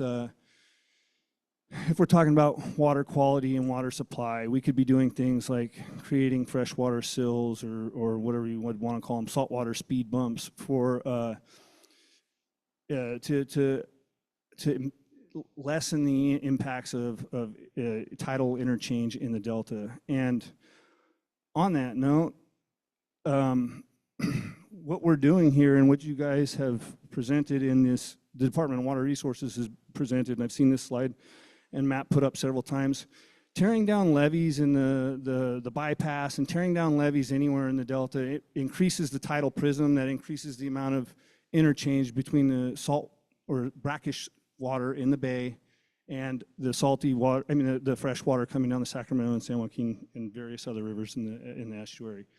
And added to that, I just wanted to point out Frank's Track is a real missed opportunity. I heard the False River Barrier mentioned yesterday. We've spent an inordinate amount of time and money putting those things in, taking them out. We should have come with a much better solution. It's not too late. I think I would love to sit down and come up with some ideas with how we could improve Frank's Track for both recreation, fishing, and water quality and water supply and resilience to sea level rise and things of that nature if we're concerned about it. I think a much better solution for the Delta is maintaining the existing levees and for the current operation of the project, because that project or any rendition of that project is not going to be built for the next 30 years. We are reliant on the Delta levees. They have served us well. Dreams was a terrible study where I think we're 10 or 20 levee failures behind what they projected now. So I think and we've worked with Metropolitan Water District on this, much better plan, a much more reasonable and cost-effective and economically efficient plan is to strengthen the existing levees. We can put in stockpiles and stockpiles to address levee failures. If there is a massive levee failure, an earthquake, if it happens during a flood, I think we're okay. I think we just stored a bunch of fresh water in the Delta. as far as levee maintenance, we're going to continue to do levee maintenance. The funding for subventions is year to year. It's something that should be done. We can't put $100 million of money into Delta levees all in one year, but if we develop the capacity to do those projects and have consistency in doing them, we can continue to bolster our levees and reduce the threat and vulnerability of floods, sunny day, rainy day, whatever type of flood you're concerned about. And just going back to that, I just wanted to talk about, you know, the human capital. This is, I think someone from SFEI spoke earlier. This is a map that they created from the 1800s. This is the original plat pursuant to the Swamp and Overflowed Lands Act of 1850 that granted away from the federal government to the state government and to private ownership the lands within the Delta because the government did not have the capacity to reclaim these lands. And as it stands today, the government has a terrible track record of managing their public lands, and they do not have the capacity to maintain the levees in the current conformation. They're lucky they have fools like us out there farming in the Delta who maintain local reclamation districts and bird dog these problems every day of the week. So just want to throw that out there. And then upstream opportunities. I think there are a lot of upstream opportunities, and we have some bad policies in our state. I think that we need to keep our watersheds healthy. SB 88 is a monitoring and metering and reporting requirement for water diverters of surface water in the state of California, and it's become onerous on folks who want to build small storage facilities on private lands if it's over 10 acre feet. And I think we should be encouraging folks to do those sorts of things. I think that helps keep our watershed healthy. Just to throw it out there, State and Central Valley Project are the two single largest consumers of electricity in the state of California. We need to stop groundwater transfers to the extent that we do them. We have this terrible policy in administering our appropriative system. When we do get into droughts, it's akin to the great toilet paper shortage of 2020. Everybody's got to get it. Everybody's got to have it. The price is high. People are willing to sell it. People are willing to buy it. And we do so much damage to the environment and the ecosystem, the accretions. We're talking about temperature in the Sacramento River. I mean, we're sucking so much groundwater out that the water that would flow back in at reasonable temperatures for smolt survival is not there because we've pumped it out of the ground and sold it the year prior or in years prior. So I think, and the problem with our policy is that we have continued to develop permanent demand in areas within firm supply. And to the extent that we continue to do that, the problem gets bigger. And if we don't stop now or curb that now, there will be things other than fish dying of lack of sufficient supply of water within the state of California. We should be operating towards our drought of record, which is 1929 through 1934. You could even pick 87 to 92. We should be operating to those standards or to trying to meet and be prepared for those scenarios. Instead, as I said, our project operators continue to operate the projects to maximize the amount of diversions from the Delta, and that has wreaked havoc on the ecosystem. And so, yeah, in addition to that, we should be managing our wildlands and our forest lands within the watershed better. And like I said, kudos and cheers for Mountain Meadows, and I think that wildfire certainly plays a role. And our modeling is handicapped by the fact that we have bad data. The largest diverters in our state, those who divert more than 10,000 acre feet of water a year, produce little to no, if reliable at all, data about how much water is being taken out of the system. I'm talking people like Glenn Calusa, people who want to build Sites Reservoir.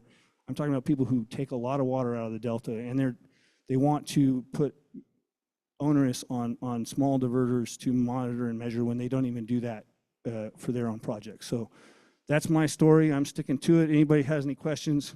Like I said, this is my great-great-grandfather. His name was Charlie Hustler, and This is our family pear label. He made it on that label because in 1906, after the earthquake, they got on a steamship and they went to San Francisco to pick up my aunt. My great-great-great-great-grandfather dropped him off at Baker Beach and in Golden Gate Park, and he sold newspapers that year, and he made enough coins selling newspapers and the market was shot for their pears because the city had burned down and that was their market. So he kept the family farm alive selling newspapers, and that's where I come from, and that's who I am. So if you have any questions, I'm more than happy to answer them.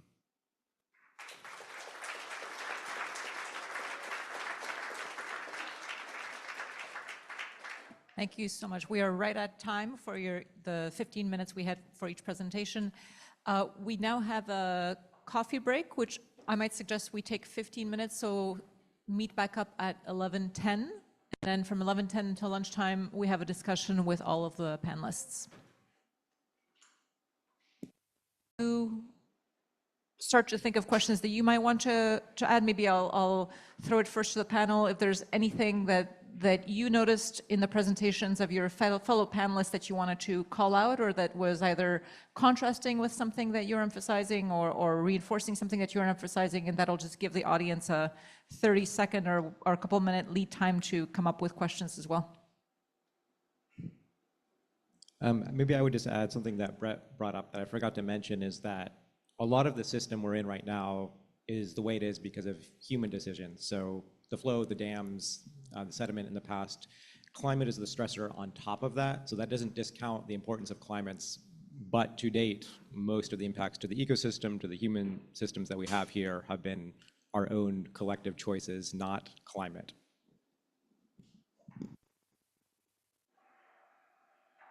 Go ahead, Obe. I'm trying to see if I can connect the dots here a little bit. I think it's great to see a lot of solutions being developed and implemented.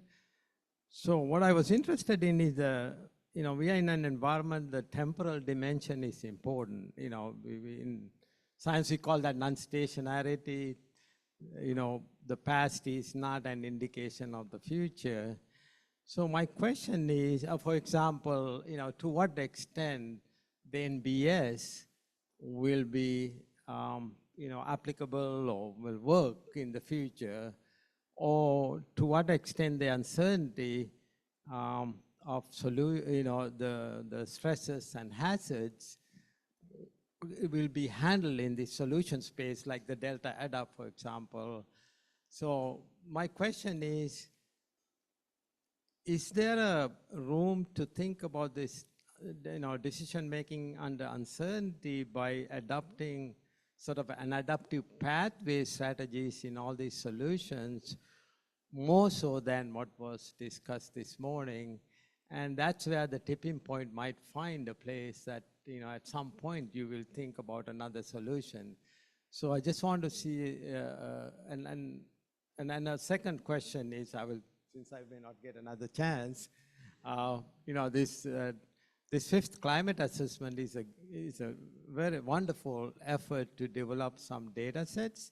So is there an expectation that all the agencies will start using them as a standardized data set? So anyway, just want to throw that out there.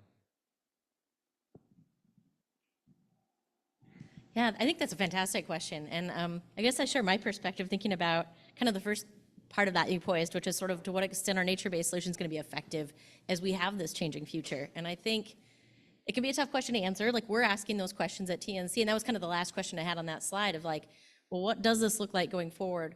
But I guess my perspective is, the cool thing about nature-based solutions is it's not just about mitigating climate change, right? You also are getting all this suite of other complementary benefits. So really, you're talking about holistic solutions that are multi-benefit, that are strengthening the health of our ecosystems, but adaptive management is absolutely key.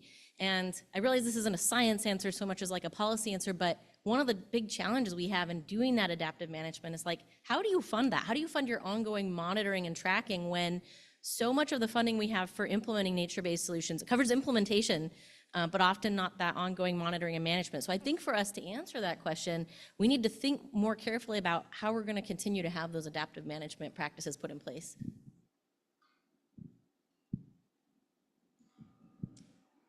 I can chime in here. Thank you. That was a great answer. And I think that, you know, that is a huge gap. We don't necessarily have the resources we need to continue specific monitoring protocols, and that's something that needs to be ongoing. But I think going back to the theme earlier discussed, it's important to continue moving forward. We still have to take action and, you know, provide support for those practices that we know create benefit, even if we don't have the best information about the specific return on investment and the performance of every project. We need to continue to advance those practices because climate change is outpacing our capacity as it stands. To the question about the assessment, it's certainly a goal of ours to create a generalized resource and platform that informs and guides not just state agencies, but local agencies and local planners and private industry and academia. And, you know, so our partnership structure is enormous, and we're hoping to continue to build our capacity to inform curricula and educate community members and really just continue to expand the value of these resources. It's complicated, and you know, there's some that are extremely technical tools and reports that are going to be relevant for different audiences, and there's others that, you know, we're aiming to cater to a more general audience.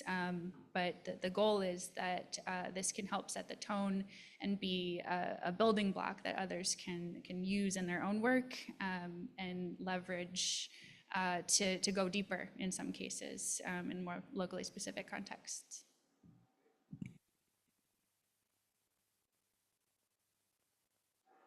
Yeah, I just wanted to reemphasize the monitoring aspect, because currently our state funding constructs are not conducive to the ongoing funding need that I really see as fundamental to make sure that the projects that we're spending millions of dollars building to implement nature-based solutions actually can do that over time. So I think that's, like, again, a policy conversation, a policy decision or direction that needs to shift in how we fund and implement these projects.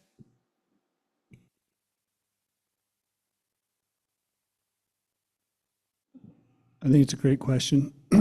I think it's due very good consideration prior to embarking on taking on new projects. I think stranding assets or unfinished projects are a blight on our community, our collective community, and efforts to continue to do these things. And we have administrations come in and they go and they have pet projects and things that they want to see done. I think some of it gets back to the basic funding of these things. Who pays? Who's the beneficiary? Originally, the projects were supposed to mitigate their impacts. We do things more with bond funding now. Lookout Slough, that was some bond funding. I mean, we go grab these pots of money, do a project, and walk away from it. And doing nothing is not a management strategy. Nature-based solution. Nature never sleeps. The tide comes in twice a day, every day. And so, yes, it's important to take those things into consideration before you embark on the journey, because otherwise it leaves a stain, I think, and a scar, and makes it that much more difficult to get things done going forward. And then I will also say that as we just finished fighting with the governor over CEQA reform, that and it was not reformed, I do think CEQA could stand to be reformed. Some of the issues there is the base case scenario. We take the base case scenario of all of the historical problems and the cruddy condition that things are currently in, and we say, well, we're not going to make it that much worse, you know, or we're just this one little project doesn't do that much, and so we piecemeal and muddle our way through it, and I think that needs to change too. Go ahead, Lisa. Hi, Lisa Wanger from the ISB. Thank you all. I really appreciated hearing about your projects and your perspectives. This question is kind of related. It's a little bit of an economic spin, I think, on what Obey asked. So, Michelle, I think when you were talking, you made this connection that if we start looking at extreme events, it's necessarily going to increase the cost of the things we're trying to restore. And I think a question that many of us working on the decision-making under deep uncertainty like to think about is, are there actually opportunities to just make investments such that the costs will go down over time? That it's not actually about removing 100% of the risk for the extreme events, but thinking about risk mitigation in a way that this is just you have more forethought as you're starting a project. And I realize with tidal wetlands, we don't even know if they'll be there in 30 years. That may not be the best solution. But as an example, in the Chesapeake Bay, when we're doing wetland restoration now, we try to think about whether there's potential to facilitate wetland migration inland, and things like that. So maybe you buy a little more land, and yes, maybe that makes it cost more, but maybe you reduce the cost by having a smaller footprint for the wetlands or something. And I just wondered, is anyone else thinking about ways that we can be more foresighted without necessarily thinking about increased costs?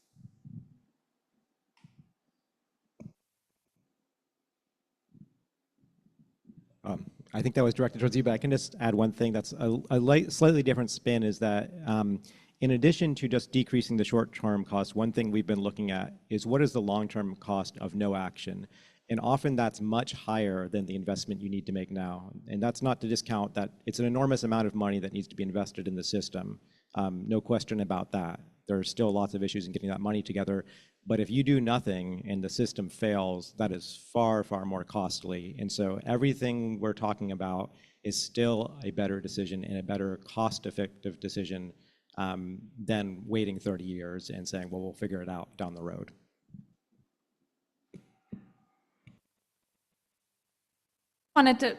Just wanted to respond quickly to say, I think, the CVFPP does a good job of identifying a suite of management actions. That doesn't necessarily mean we have to build a new levee to, an extreme, to accommodate that highest level extreme. There's other actions we can do, sandbagging or what have you. There are those intermediary actions, but I think there does need to be more opportunity to think through things that we haven't thought about in terms of what are these interim steps we can do to adjust and accommodate those extreme conditions.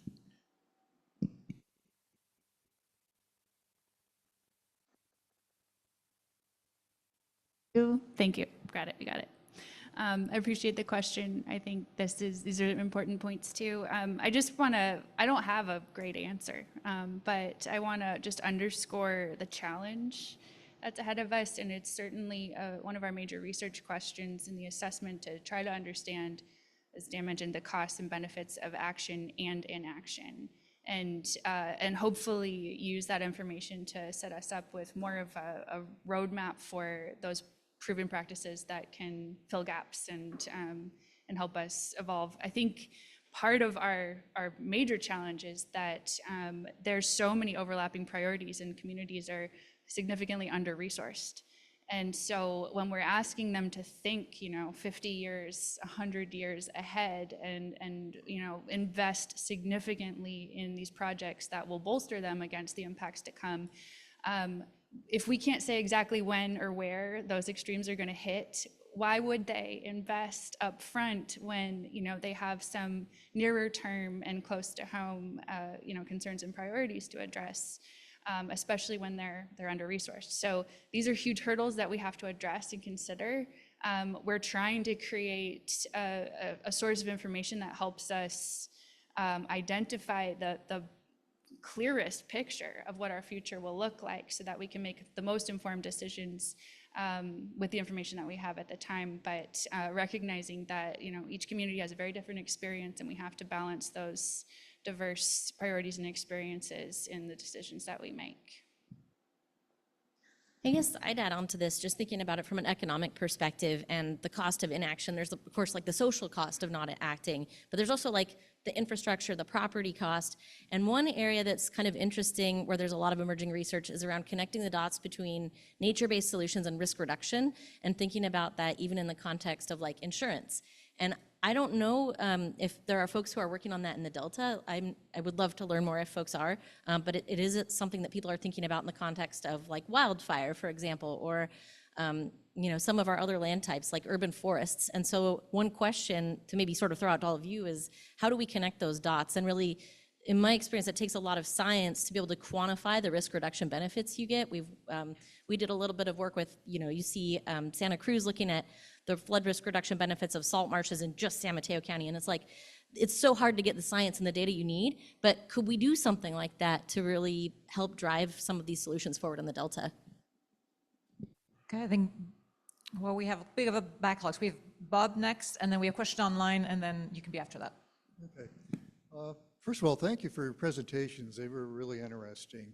Bob Nyman, University of Washington. I have a question. It's probably directed more towards Dan because it concerns the Delta adapts. Dan, I think you had said that there were some real opportunities outside the Delta. And this is particularly interesting to me if we look at the whole watershed. I was wondering if you or the others, could tell us about what are some of the more pragmatic opportunities that would exist outside the Delta for dealing with some of the projected changes in climate. Yeah, that's a good question. And I think it's always helpful to take a step back and place the Delta in its larger context of the estuary and the watershed, which is huge. And so you asked about upstream, but also looking downstream, the decisions that are made in the Bay Area, with they use hard infrastructure, whatever that may be, affects the tidal energy that comes up into the Delta. It affects the food chains. And so we're also linked downstream. Looking upstream, I mentioned one, which was mountain meadow restoration. Along with that, really anything that improves the health and the functioning of the watershed, and specifically the hydrologic cycle and the runoff that's coming down. So forest health is another one that was mentioned yesterday. It's out of our jurisdiction as our agency, but we hope that others that we work with and other partners recognize the importance both for co-benefits in their own area, but also for the benefits it provides to the state. I say these kind of as low-hanging fruit because they're sort of things that we need to do anyways. Like even if the Delta just weren't here, we need to have better forest management. For water supply upstream, they also care about meadows. Getting into more of the hard infrastructure, just a couple more examples. There's a lot more space on the landscape upstream, so there's a bypass system both in the Sacramento Valley and, well, San Joaquin has a slightly different system, but similar idea of if you're trying to spread out water in the Delta, we don't really have a lot of space. It's constrained by levees. It's either in the channel or you have a flood. And so if you can spread that out in the Sutter bypass and the Yolo bypass and downstream in the San Joaquin, it's been proposed for years, things like Paradise Cut, there is opportunity. And again, I would highlight that these are things that I think we should be doing anyways, kind of independent of our own issues. It just happens to be very beneficial to the Delta as well. I'll just add on to that. Better understanding of groundwater movement in the Central Valley is a big part of that. And we've got work ongoing on that, both at finer scale and larger scale in order to better incorporate into our planning models as well. I'll just echo what these two fine gentlemen just said. I think they're spreading water out above the Delta for flood protection, for all the ecosystem benefits. The groundwater interrelationship is critical, and I think that very poorly understood. When we have folks dealing with groundwater, they do isotope analysis. Some of the water in the Delta is 10,000 years old. Some of the water is 30,000 years old. Some is 2 years old. So. And I guess this goes back to the economics of it. Sometimes the payoff might not come immediately, and it might not be tomorrow, and it might not be big and sexy, and you may not even be able to point at anything because it's underground. But keeping the ecosystem and the watershed healthy, I think, is absolutely critical. I mean, they're intertwined. That relationship is overlooked. And I also think, as far as low-hanging fruit, we could stop doing some things wrong that we're doing.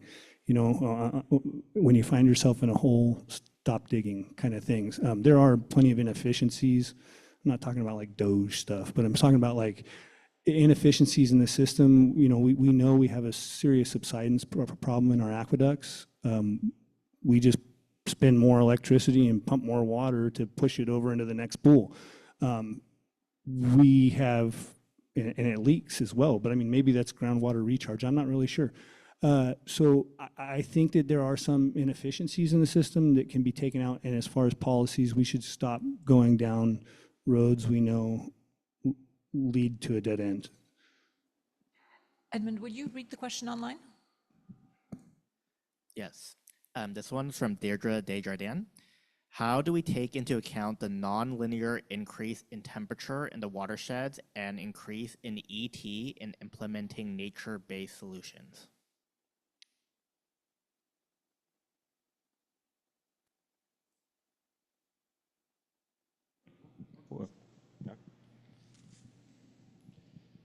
Great question, Deirdre.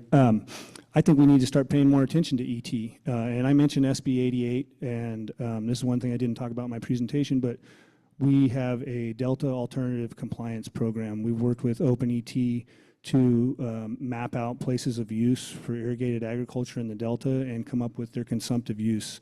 Now, this isn't a perfect figure, and it doesn't apply equally everywhere. The Delta's got a unique hydrology. That's why I think consumptive use is a fine measurement of water use in the Delta, because what we don't use goes back into the channel or creeps back into the ground or creeps elsewhere.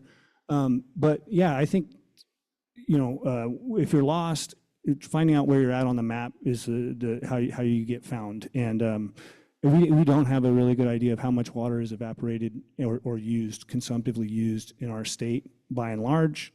And I think that is a key benchmark that we need to establish and work together to try and quantify those losses so we can understand what we're dealing with, you know, what end of the elephant we're touching at least. So, yeah. Yeah, just briefly, OpenET was touched on a little bit yesterday, but as a reminder, it's a remotely sensed product that has a number of inputs. One of them is temperature, so the good news is that that algorithm can be updated to reflect new temperatures. That's one of the main drivers, along with wind and some other factors. We got a comment on Delta Adapts of, hey, you should be looking at what you're proposing means for water use in the Delta. So if you're proposing rice, if you're proposing wetlands, what does that mean? Ag is the predominant land use in the Delta, but I think it is also important to understand and improve the accuracy of understanding how much water evapotranspires off the landscape, both in the Delta and across the landscape, upstream as well. And so those kind of tools are just pretty amazing that we can pull it for the whole area. I believe you were next. Do you have a microphone yet? No? It's coming. Hi, can you hear me? My name is Brett Milligan. My question was, I kind of wanted to go back to funding and implementation and multi-benefit projects. And there was a statement about, you know, thinking about action versus no action and what those costs are. Also, one of the speakers talked about Frank's Tract, and there was, many of you probably know, Frank's Tract Futures was a multi-benefit project. Went through about 2 years to work with communities to build a coalition around a project that would create recreational benefits, attenuate salinity, and provide ecological habitat. Took a long time and a lot of work to do that, and it's a much better solution than putting a rock barrier in over and over, which nobody wants to do. It's kind of the definition of a Sisyphean process.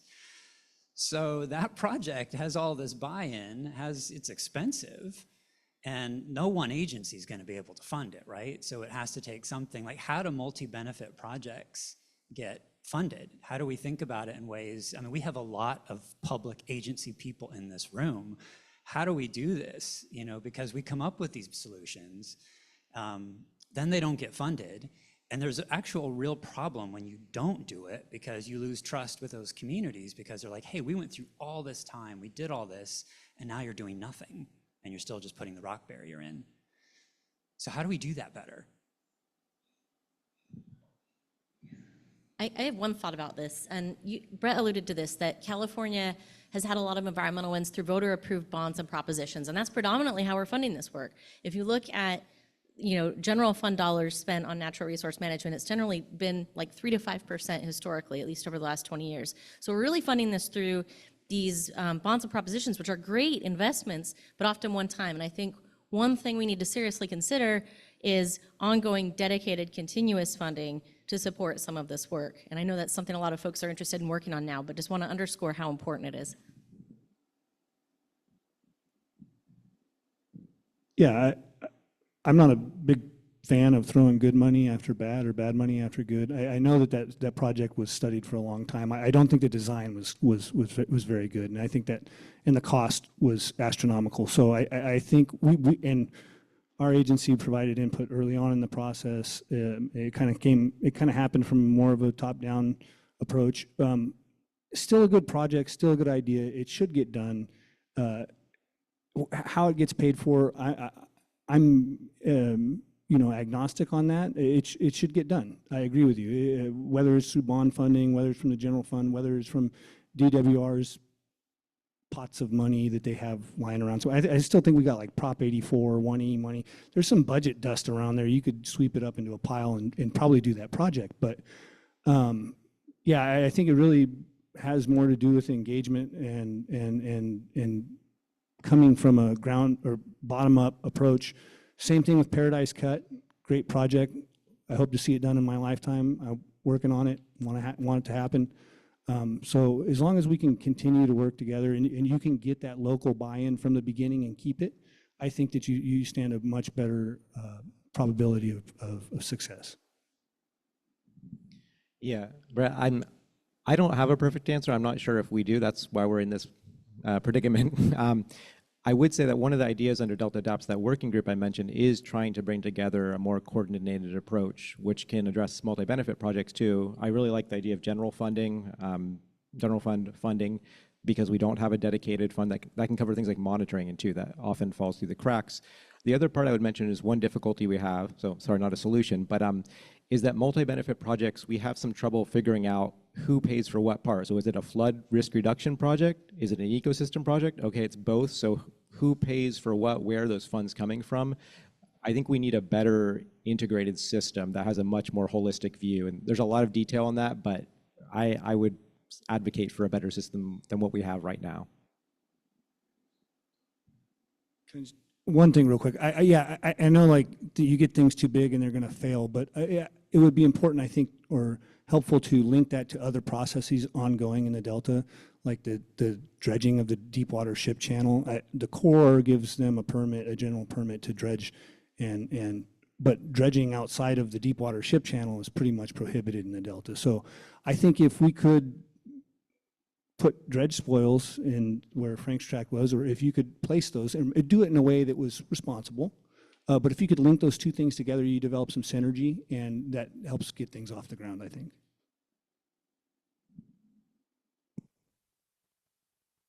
Just a quick note on I can speak to the funding side of this a bit.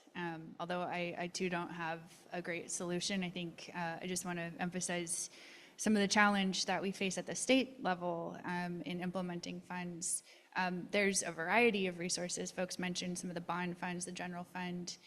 There's other special funds. Each have their own requirements and frankly limitations with how they can be spent.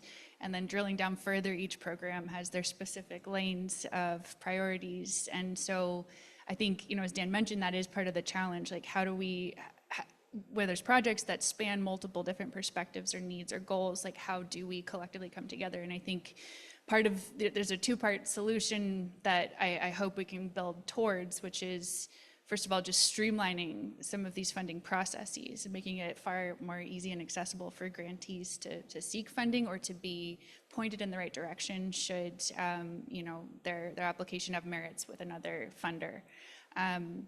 And partnerships are key. And so thinking outside the box, it doesn't have to be just a state-funded effort for some of these projects, but how can we leverage federal support when it exists? How can we leverage local support, private industry? There's philanthropy. There's so many common interests that we can benefit from working together.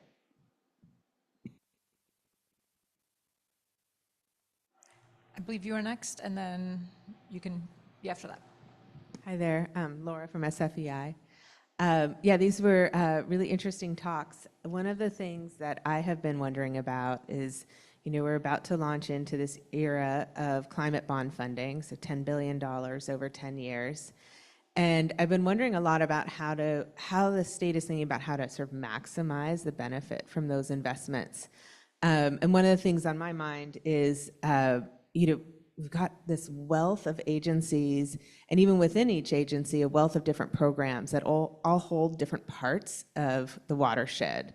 So, we've got CAL FIRE and the conservancies that are largely responsible for the forest health and the upper watershed, and DWR holds a lot of responsibility for the riparian corridors and for wetlands in the Delta, and then the Coastal Conservancy has a lot of responsibility for the wetlands a little closer to the coast. And, the projects come in year after year and you sort of have to pick. And it seems like we would end up with a much more effective suite of projects if the state was able to look at these projects in the context of each other, like in a watershed context.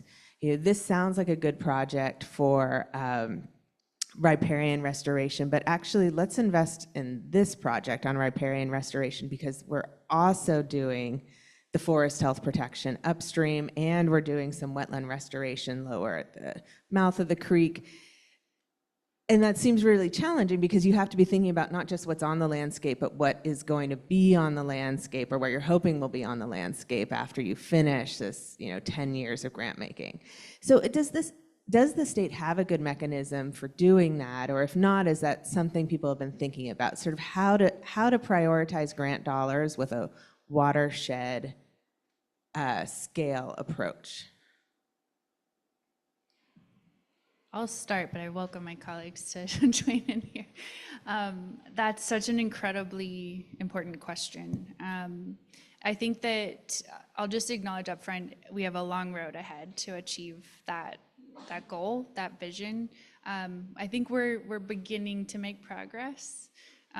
There's definitely, we're very aware of the fact that, the way that funding programs tend to work, they're operating in silos and oftentimes designed in such a way where folks that are really adept at applying or speaking the language of the grant program tend to be funded more frequently. And so that's a gap that we're actively trying to recognize and acknowledge across many state programs in how can we go out of our way to reach those that haven't had access to these resources historically. But to the point about picking projects and evolving that into a watershed scale approach, I think there's conversations certainly going on to share information across programs and to do that better. I don't know that we've achieved that holistically. I think as we continue to develop these statewide plans and priorities, that helps align some of the goals across these multiple funding sources, and that's one baby step in that direction. But I really would love to hear more ideas for how we can improve that and some of the specific challenges folks are seeing there too.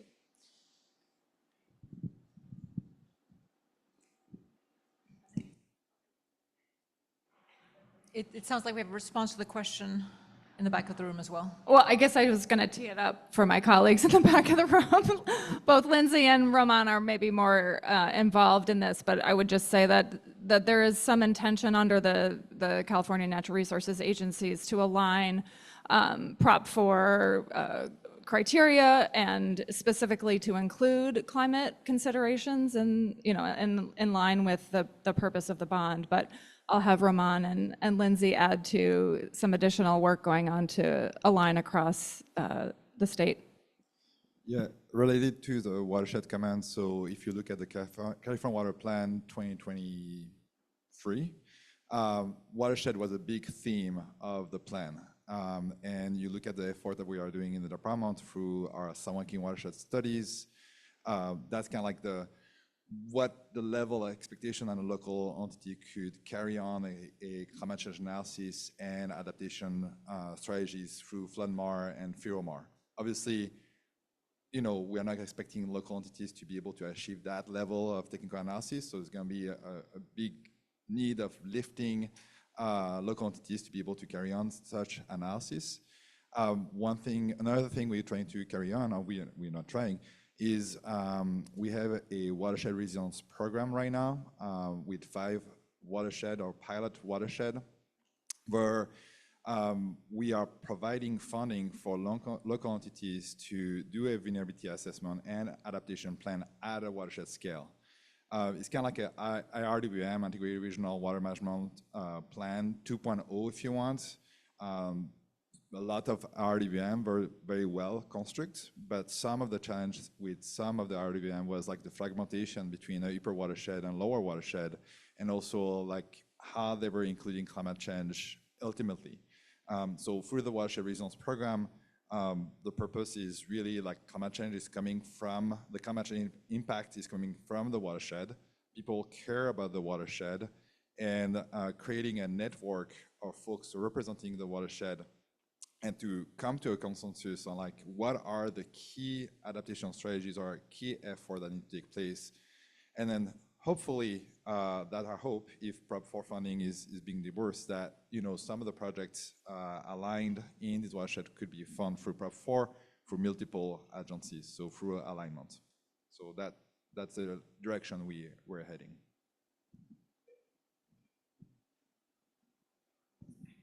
Hi, Lindsay Correa at California Department of Water Resources. I will just add briefly that the Natural Resources Agency is really leading the concerted effort to coordinate across state departments, state agencies on Prop 4. They've been, there were a number of public surveys out to kind of reduce the burden on the administration of those grants, but also to your point specifically about coordinating opportunities for projects and shared implementation of projects and priorities across departments, has been really leading some conversations across departments of what are those priorities. Watersheds, an emerging theme in the climate space. So a lot of conversations are in progress with CAL FIRE, Sierra Nevada Conservancy, Department of Water Resources, and others to think about how, not only from the shared priority perspective, but are there opportunities on the administrative component, which has been a real challenge at the state to implement grants across different programs for the reasons that Aaliyah mentioned. So happy to follow up with and talk with you about your ideas there. Yes, sort of following up on what other people are saying, if I go to the Bay Area conference, they talk about $100 billion to fix things by 2050 there, and then the Central Valley, it's $300 billion, and then that's not even talking about the coastline or wildfires. And so when I see all these big sums, I just wonder, is there even enough money ever to do any of all, even a small portion of this? And maybe we talk about 10%, $10 billion. So we could just be depressed, or we could ask, maybe my question, I guess, is, are we computing the costs incorrectly, or are we not thinking about the right solutions? Are we just doing small potatoes and really we need to think differently about it? Are there cheap solutions? I once saw, just sort of part of the background of this question is, I once saw a really interesting presentation by Philip Williams 25 years ago, where he was contrasting wetland restoration in England versus the Bay Area. And in England, they just opened up a levee and just saw what happened. And that's a lot cheaper than fully constructing it and having it all engineered. And so I guess the question in this is, are there cheap solutions? Do we need to think about cheaper solutions? Are we just going down the wrong road? It's climate change, sea level rise is just getting worse. By 2100, you could probably multiply by 10 these figures that I just quoted. So anyway, what are your thoughts?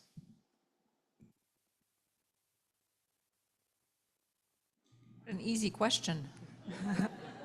I just want to point out, I really like Sydney. She's a very nice lady. I'm not picking on the Nature Conservancy, but I am. So there's a levee in the Delta called McCormick Williamson Tract. All the locals used to call it the Bean Ranch.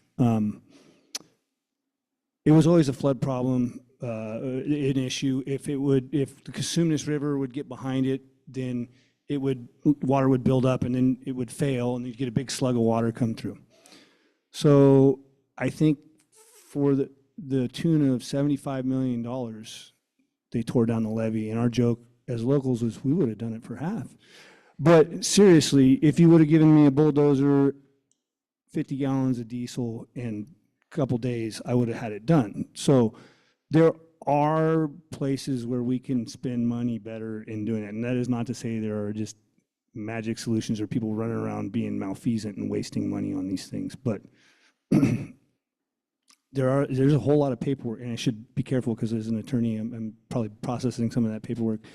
But no, there's a whole lot of paperwork that goes along with it. Yeah, so there is some natural tension that develops there, but I think we could do a lot more with a lot less.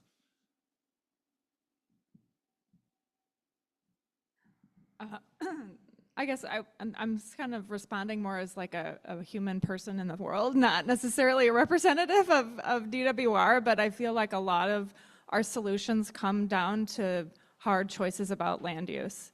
We've already built ourselves into areas that are extremely vulnerable.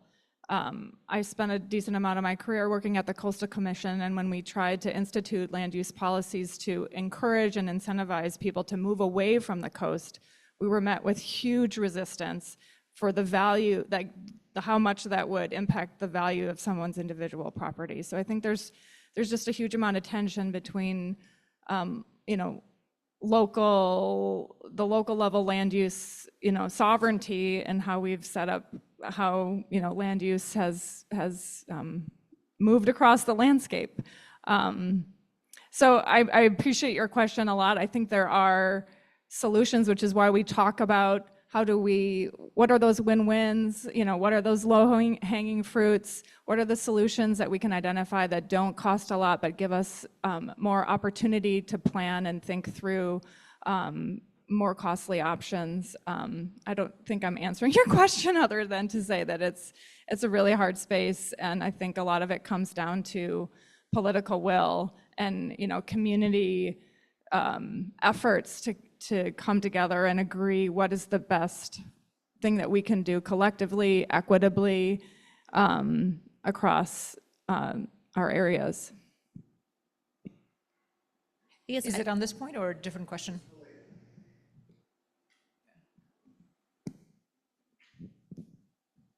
Steve Lumley, Delta ISB. It sounds like we know a lot about the costs of these different actions. Do we know about the economic benefits in a similarly quantitative fashion? And I'm guessing we probably don't. And would it be helpful to catalyze investments if we knew what those benefits really would be?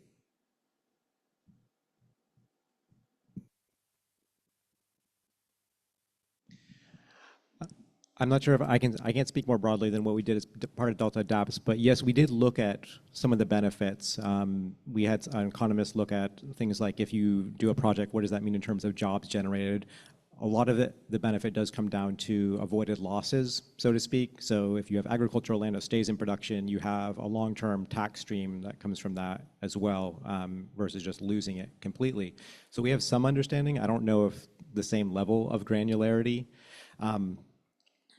There was one other thing I wanted to add there. Now I've blanked on it. I guess I would say yes, it does help. I think we need that, but there's some social behavior questions too. Like you look at what's going on maybe the federal level right now. You can say, well, if we invest in healthcare, every dollar generates like $2.13 payback or whatever it means. That doesn't mean we make that decision. We sometimes still make different decisions. So I think it's a helpful data point. There needs to be something more to help nudge us towards that still. So I'm seeing several hands. So if you have a comment on this topic, raise your hand higher. Okay, perfect. Let's go here and then over, and then to Lisa Marie, and then we'll move on to other topics after that. Sorry, so it was basically the comment before about how are we going to pay for everything. I guess I have a question, like, do we really think we can solve everything? Because I think we're kind of talking like that, and that's, if you look at all the science, that's impossible, right? We can't solve the fire crisis in California. The scale's way too large. So I think we're not talking at all about triage, retreat, all those taboo things that you just mentioned, like moving away from the coast. But I mean, does anybody in this room think we're actually going to solve all of this stuff? I'm sorry, I'm being provocative, but really, are we? Like, we know we can't do it all, but we're not really saying that, and we're gonna have to make these hard choices of what to prioritize, where to put the money, because we're not, if everything's gonna get more extreme than what it already is with less money available, how are we gonna do this? So how are we gonna make those choices, I guess, is my question. How do we even get the public to start thinking about the fact that we can't continue with how we have been doing things? That's a really hard question that we have to face. And just before you answer that very easy question, Lisa Marie, do you want to make your comment as well? And then maybe the panel can address both at the same time? Absolutely, yeah, thank you. It was towards that decision space, and one of the goals of having this symposium was to elevate our understanding of what has changed. So towards Obe's point about non-stationarity, things are getting different. We've always been variable. It's just, droughts and floods, but we're having a shorter and sharper rainy season, difficulties in predicting spring flow and so on. And so my question to you, from what you've heard here, is has any of the climate science that you've heard elevated the climate risk in your decision making, or are there other concerns, whether they're economic or seismic, subsidence, all these other things that influence decision points? Has climate been elevated in your mind at all? And as you answer, maybe try to address both points. I think the commonality is ultimately, how do you make those hard decisions? And the role of climate science in that, if it figures in.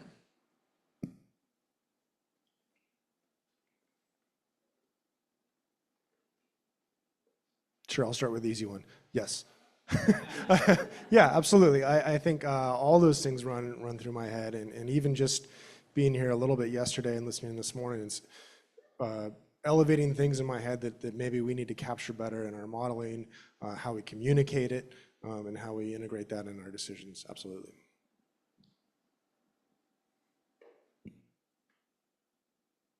Obe, is it on this point or something different? Well, you said somewhat related? I mean, I want to go back to Brett's questions. You have limited funding, and you're in the business of developing solutions. The point I want to make is this concept of adaptive pathway is one way to solve this problem of funding and prioritizing.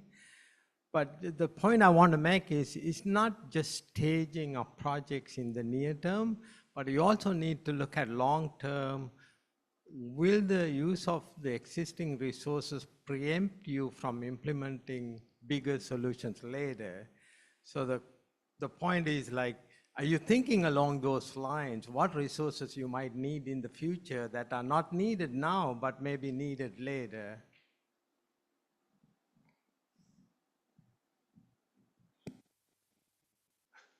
It's a really good question, and I think some of the limiting factors that I'm currently facing is just having capacity.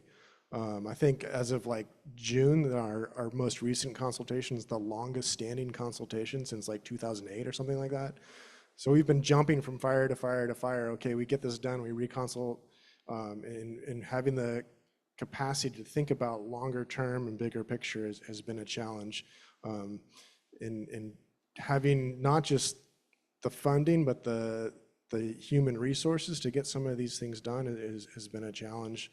And it's certainly something that we think about and would love to have more staff and more time and more capacity to be addressing some of these longer term issues. And so maybe I've had a question back of my head that builds on what you're saying. So maybe I'll just throw it in there. And I realize at this point we're piling on questions faster than you can answer them. But I think we're reaching the sort of multiple choice part of the discussion, in that feel free to choose which of the comments you respond to, because it's obviously a really fertile ground for conversation. But I was again trying to think about how do we link the discussions we had yesterday with the discussions that we're having today, and a lot of what I think we heard today is.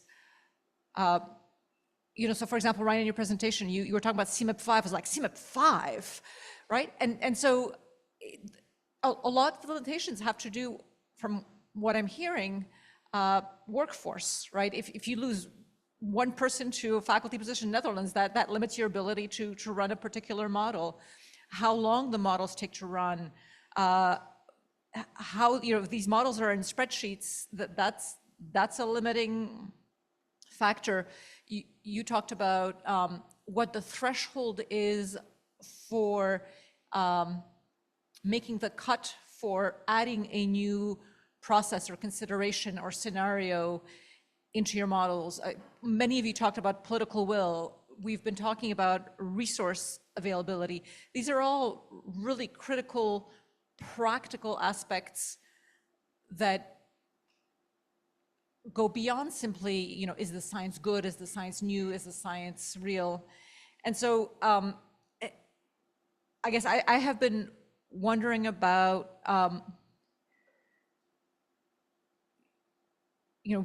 regardless of how new and cutting edge some of the sciences that we heard about, especially let's say yesterday morning,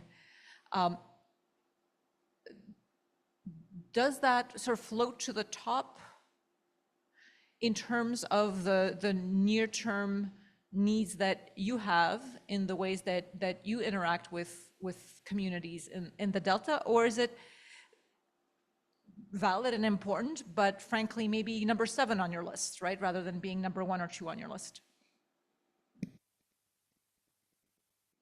I'll take a crack at it. D, all of the above. No, I think that on the ranch, we have this saying, you have to kill the wolf at the door. You have to take the first thing that is most imminent threat to you out first. And that rent is due every day. We go from one paraseason to the next paraseason. That's my father's biggest concern, right? And not to get too existential about it, but I had to harken back. There's a book. It's from the early 1900s. It talks about the qualities of a good farmer, and I think there are 4. I can only remember 3 of them right now. That's probably why I didn't go into farming. But I think it was you would need to make a good and comfortable living for your family. You need to take very good care of the shared resources amongst your neighbors. And the last one, I'm forgetting number 3, but the last one was you need to leave your farm better than you found it. And I know this seems like an inextricably large, insurmountable problem that we're facing with short of funds, short of time, behind the ball. But I think you have to make progress each day. You eat Moby Dick one spoonful at a time. So in innovation, we can never underestimate the power of innovation and being able to do things cheaper, faster, and better. So I think that, we're all in this room because we share a certain amount of care and concern for this issue and this topic and this place. And so I think that, if we all work to do our best in our individual capacity, I think we can collectively do a whole lot more. And so I remain committed to maintaining levees in the Delta and fighting that project, because I think that's what's best for our state. I think that's what I want for my future generations of children. I do have 3 kids now, so it's something that you can't, almost like you can't look down. You just got to keep looking forward. And these aren't we're not the first people to face these issues, and we won't be the last. So that's my 2 cents on that topic.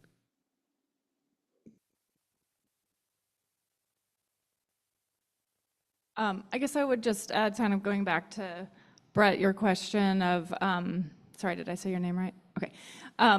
Like knowing that we can't solve it all, and I think, where DWR is coming back to is we have, a commitment to integrate climate considerations in everything we do across the department. That's embedded in our strategic plan. It's embedded in the other state planning efforts that we contribute to.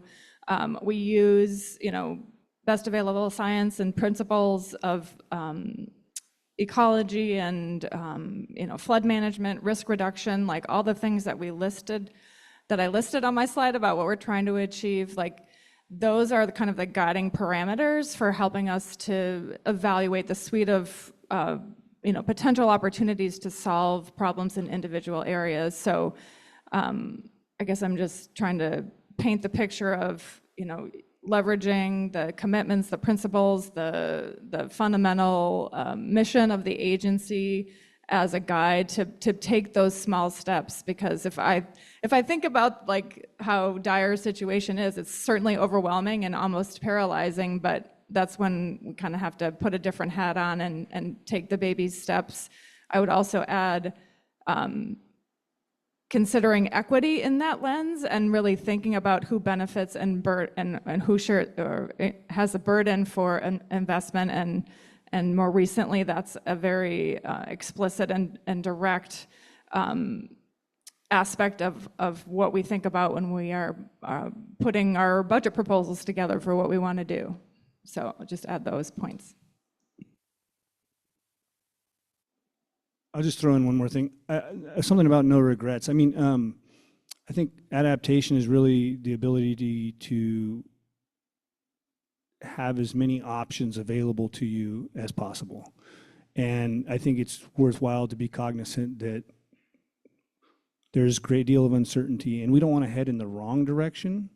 I think in certain areas, it's important. It's going to take you that much longer to get where you're going if you start off in the wrong direction to start out with. So I think not moving further down the wrong path is critical, and that's not hard to do. And there are a lot of unintended consequences when we start moving things around out in the world, and benefits are hard to calculate. What is beneficial today may not be looked as beneficial in the future. And so I think having in mind that there will be future generations that come along, have different social goals and values, and trying to keep their options open for them is important. Just in regards to, what's the priority and including the best available science, I think it's pretty high within our agency. Taken with a grain of salt, I know CMIP 5 is hard to hear, but I think a lot of our focus right now is building systems and workflows that are repeatable, that are modular, that we can, okay, we've done this once, we know how to do it, and now that we've built it, okay, we can bring in CMIP 6, we can bring in better coding solutions. And the folks that are still with my agency are exceptional at doing these types of things and are committed to building these structures and these workflows and doing our best to incorporate the best available science. Great, so we have about 20 minutes left, and we originally had 4 broader topics for discussion. I think we've covered 2 of them to some degree, so I'll maybe the preliminary plan will be we'll spend 10 minutes on each of the 2 that I think we've covered, maybe a little bit less in detail, and then folks in the audience have additional comments or questions as we go through these. Please feel free to chime in.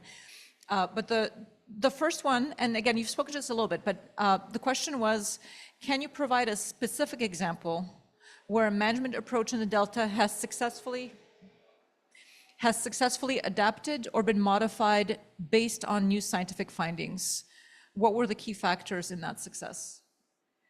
So there's several of you, not everyone has to speak to this, but if maybe we could do a quick sort of popcorn, maybe just 1 minute or so each of the first thing that comes to mind when I read that question.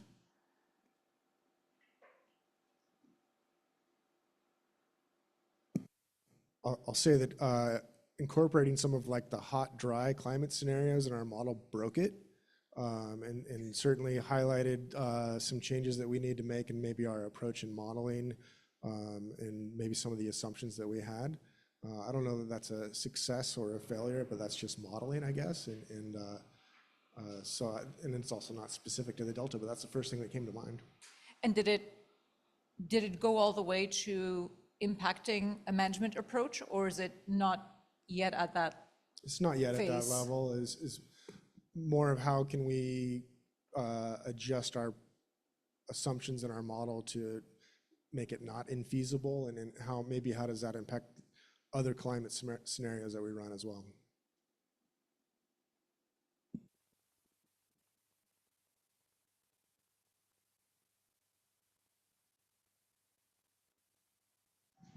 I can, like, one thing that just pops into my mind is in the wetland restoration space, you know, early projects that we collaborated on, relying on passive revegetation versus more active replanting. You know, the passive approach tends to take longer and you see less carbon sequestration benefits right away, and whereas more passive or more active planting, you can see kind of the wetland filling in more quickly, and the benefits you're trying to achieve manifest. And it really comes down to funding, but I don't think it's rocket science, but that's kind of just one thing that I'm thinking about. Yeah, I'll start out with where I grew up. When I walk outside and put my feet on the ground, I'm 6 feet above sea level, same as I was when I was a kid. The delta is not one giant subsiding peat bog. There's alluvial soils out there too. So one of the things that we've done though is increase our flood protection and construct levees. And the project that comes to my mind is we worked collaboratively with East Bay Mud throughout a series of tracks and islands throughout the Delta to improve our levees, both for flood control, and we widened them, and we spoke about this at the break. We were able to put habitat on the water side. Now, where I grew up in the northern part of the Delta and Steamboat Slough, there were trees on the levee. It's beautiful, bucolic, looks like, you know, Tom or Huck Finn or Tom Sawyer or whatever. But when you go down to Stockton and where I work now in the Central Delta, much of the levee is just rip-wrapped. It's all about flood protection. The Corps wanted all the vegetation removed.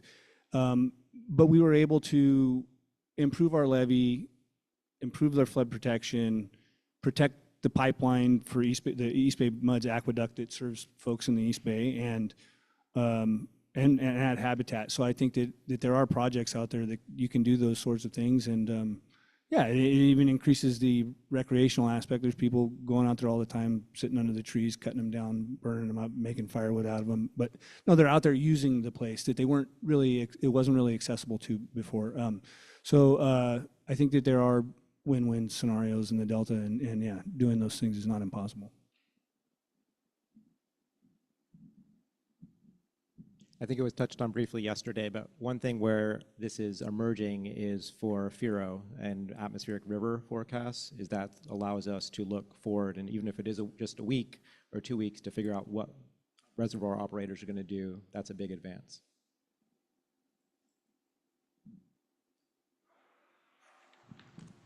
All right, I will. The other question I thought we could focus on is looking 5 to 10 years ahead.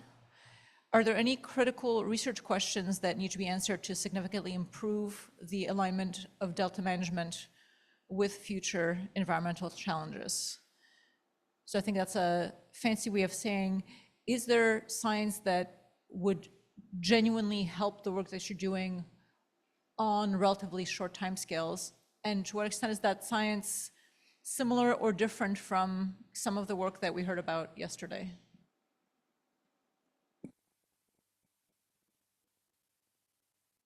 Well, since I have the mic and so we don't have a long, awkward pause, 2 things that come to mind relevant to subsidence. One is good quantification of how fast we can potentially reverse subsidence on the surface, so different management actions, whether that's wetlands, rice, floating, tules, whatever that may be. Second, related to that, is looking at the kind of the quantification of greenhouse gases, methane, on those land practices, and trying to figure out, that's the scientific question, so how much methane do you get off versus CO2 versus sequestration, tying it into the management part. Can you use that as a funding stream? Can you leverage that as stacked funding, so you have ag revenue, you have potentially voluntary or maybe compliance market credits to make this scale up and be economical?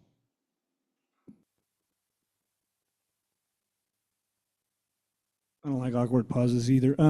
So yeah, I think it goes back to, I'll go back, I've talked about this a little bit earlier, but the data and the measurement of water in our system, I think evaporative transpiration is huge. I think it's really critical for managing through droughts. I listened to a little bit of the talk yesterday.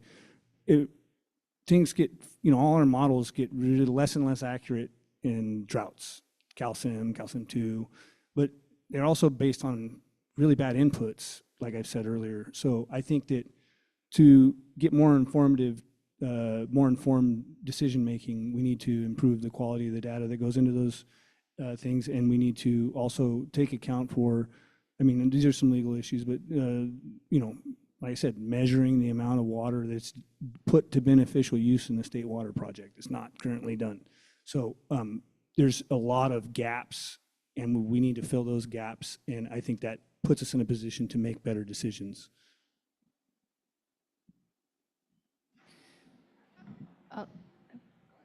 I'll just add, building off of that, you know, I'm not a practitioner, but I think that we've been going out into community and hearing a lot about the gaps and continuous questions that folks have. And a few things that I've observed through that is just the need to better connect our regional approaches and recognizing how, you know, and this has been mentioned a bit today, but in the Sierra Nevada, you know, snowmelt, how that impacts areas further downstream.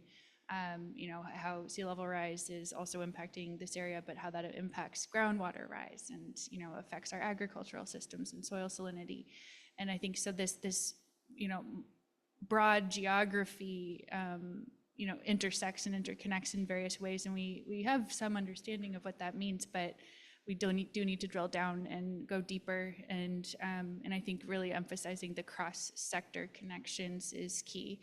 That's certainly a theme in that we're trying to understand better is how do we de-silo some of our studies and how do we de-silo some of our practices, recognizing that, you know, to achieve these multi-benefits, we have to bring together a lot of different perspectives.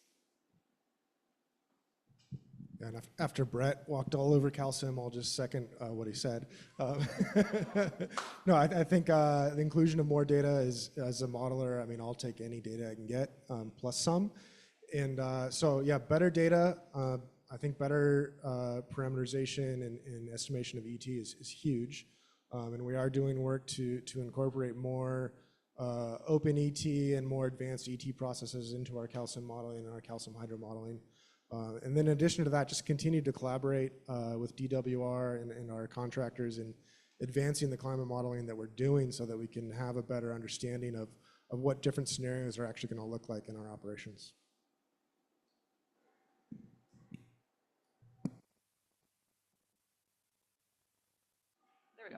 I just wanted to sort of channel our lead scientists at DWR offered some thoughts on this topic, and that some research areas and gaps we have is in the impact of invasives on our on managing our water resources, and as well as HABs and mitigation responses. Additional research focus there. I think Alan, you had a comment.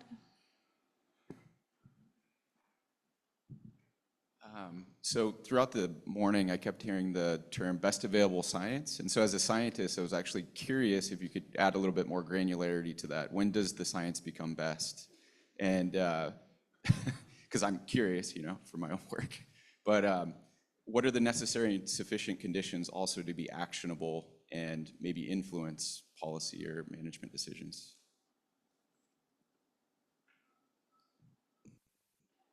I was hoping you were going to answer that question. I think, you know, when it's the best available science is when it shows improvement in what you have. You know, looking at CMIP 6 over CMIP 5, or you have a finer resolution model, or you know, being able to better represent maybe your existing conditions, or I don't know. I'm certainly open to hearing other opinion on that as well. Okay, so that's a young scientist's question. Ever since Lisa Marie asked a question, you know, what did you hear anything yesterday that makes you want to do something? I've been chewing on my tongue. I can show you the tooth marks. Look, as scientists, we are always going to be pushing it forward, trying to give you greater granularity, trying to give you better precision, trying to be able to claim that we've got more processes in our models, that we're collecting more data, all that stuff. You've had the information about the thing that's bearing down on us for literally 35, 40 years. I mean, we knew the gist of this, and we were telling the gist of this for decades now. And the CMIP-5, CMIP-6 thing is an example of this business of, it appears that folks in this room are, and this meeting was set up. I thought we were coming here just to update you guys on what's new, but today I hear that the discussion really is, you know, you got something even scarier, you got more disaster porn to share with us? I'm sorry, guys, I'm an old fart. I'm out of the game, except for I watch what's going on, and I'm telling you that there may be some real shocker out there. But that shocker is going to be such that forget about the money that, oh, all this money, how are we going to spend it? It's going to blow all that stuff away. What we have on the table is bad enough to deal with all the money that we've set aside and more, and urgency to get going on these things, because we've heard yesterday a couple times and today a dozen times that these things take, with the exception of punching a hole in a levee, these things take a decade or more to really get them going. I'm sorry, guys.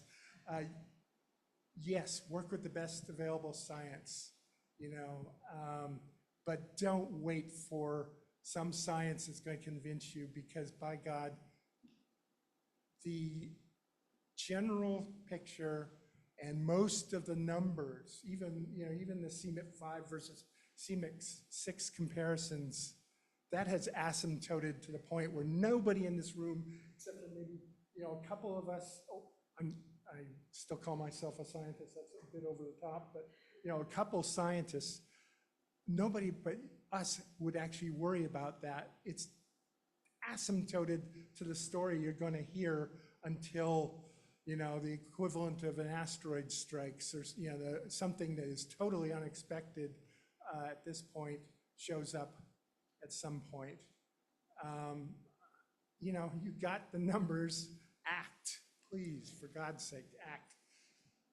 And maybe on that note, before you respond to that, let me just read 2 comments / questions that were posted online that are at least philosophically aligned with the comment that we just heard. And we are coming up on lunch hour, and so keep that in mind as well. So the 2 comments, one is from Deirdre Desjardins, was how do we incorporate metrics of reduction of risk to lives and critical infrastructure into decisions? And second one from Campbell Ingram, beyond making hard priority decisions, we need to collectively increase the awareness of the public and the legislature of the need for investment in the Delta. The Delta got $150 million for levees and $29 million for restoration in a $10 billion climate bond. And so maybe this always happens, like the biggest questions come at the end of the timeline, but in a way that gives you an easy out. But any immediate thoughts? And of course, we have the breakout sessions in the afternoon, so we'll have more time to I just wanted to say, it's not us versus you. We're in this all together. Like, you're not done. You need to help us do the solutions. Like, this is collective. It's collective commons. Like, everybody's pointing their finger at the other person. Like, we all have to work on it together. Yeah, just to add, I did want to address the question too, to note that the Delta Stewardship Council, through the science program, has a definition of best available science. It lays out these 6 criteria. But beyond that, one way I see it is, does it make a difference? So yes, you can get new science, but if it wouldn't change the decision you make, yes, it's new science. That doesn't necessarily mean it's better. To the second point that Mike raised, this is the conundrum. We don't take any action. I see the role of science to help provide the kind of what's going to happen. That doesn't mean we're going to do something. And this is no offense to scientists or to myself, but I don't think scientists are often the best communicators or people to make that decision. And so there's a role for science, and then there's a place to hand that over to advocates, to politicians, as someone who can actually make enough societal pressure to change things. There was an article that James Hansen had written last year, it came out at the end of the year, where he kind of walked through, he's talking through the point that we've probably already reached 1.5 degrees C, and there's aerosols, we're just masking that, and so that's now off. But he raised up this very, very, very long article that's kind of meandering. At the end, he's basically pointing is, look, I testified to Congress in 1988. I've been saying this, all my colleagues have been saying this for 40 years. This is not working. You need a political solution. There's not a science question. I gave you the answers, do something. And so, yeah, I don't have a solution, but we do need to do something. Well, I just want to build on that, and I'm about to maybe like show you all that I'm a little bit of an outsider in the space, because I'm actually a physicist by training, so my background is not in this field of science, but I came into this work through the pathway of science communication. And if you go into science communication, you look at climate communication in particular, there's a bunch of research that shows that facts are not necessarily what motivates action. And in fact, in order to motivate action, you have to connect to the storytelling part of our brain. So I guess one thought I have, and maybe this connects a little bit to Campbell's question too, it's when we think about how do we convince policymakers, how do we convince communities that these projects are important, I think as scientists, we have to do a better job of connecting to that storytelling piece. And it's maybe not something that we're used to doing, because you go to a science conference and you're in jargon and lingo, but how can we take the science we're doing and turn it into stories that resonate to move people to action? So just, that's my thought. I want to just add to that, because I think that's a really important point in landing, like how do we influence will? Because that's partly what we're trying to do here, is really inspire action at multiple levels. It's not just the storytelling though, it's like how do we make it personal? How do we make it so folks see themselves in these scenarios that we're presenting? And I think, you know, it's one thing to have a very compelling map and show the urgency and where we need that action, but it's another when folks can identify a scenario or an experience or an event that they recognize or that could happen to them, or, you know, so finding ways to visualize that, to describe it, to talk about it, for folks to feel seen and heard and part of the science is really critical to influencing the kinds of change that we're talking about. Yeah, I'll leave it at that.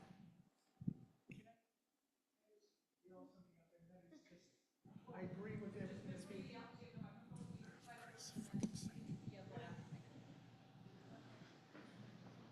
I'll try not to yell either, but I'm going to tell you a little story about myself. Yeah, I was born in 1984. That's TMI, but probably, but no, that was just shortly after the failure of the peripheral canal referendum, SB 200, and that's what this is actually a depiction of the originally planned peripheral canal. All my life, I've heard about the tunnel, the canal, the pipelines, the twin tunnels, and every administration, and I'm not trying to get all George Orwell on you on the animal farm stuff, but they got to have a windmill to build, and they got to require that they get some political contributions from people, and hey, I'm going to do you guys a favor, I'll get this done. They're going to be in real trouble if they ever actually do build it, because then the political contributions will probably dry up. But no, I'm serious. All my life, there has been a brain drain. Here we all are, a very room full of brilliant minds and intelligent people. And it happens all the time in Sacramento. It happens at all these meetings. We plan to do this monstrosity of this mega project. It's hardly justifiable. Hardly, nobody wants to pay for it. Let's put it on the taxpayer. There's nobody's money. But it creates a vacuum. You know, we get criticized all the time in the Delta. Why don't you guys come up with more solutions? Well, if we didn't have to spend every day of our waking life fighting this monstrosity of a project, fighting the bureaucracy for tooth and nail for dollars to put dirt on our levees, you know, I feel like there's a certain amount of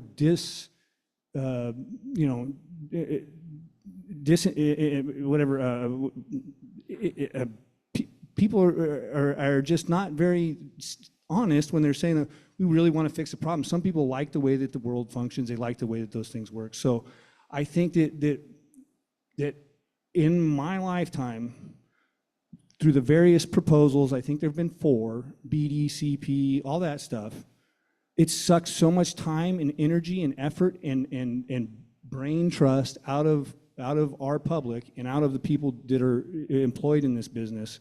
And it's like homelessness.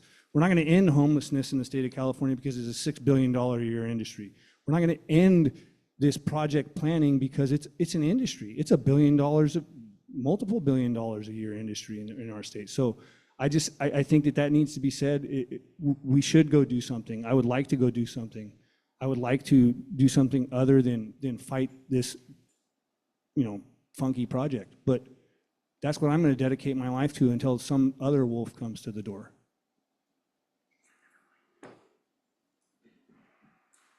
Why should, okay, I'll just tell you out flat, I don't expect to work with to be able to talk to the Delta ISB ever again. And it's not because of what I'm saying, it's just I'm out of the frickin' game, sorry guys. But first time I talked to the Delta ISB about this problem was I believe it was 2000. Stood in a little room, you could still fit them all in one little room, and we talked about climate change 25 years ago. And I guess nothing happens.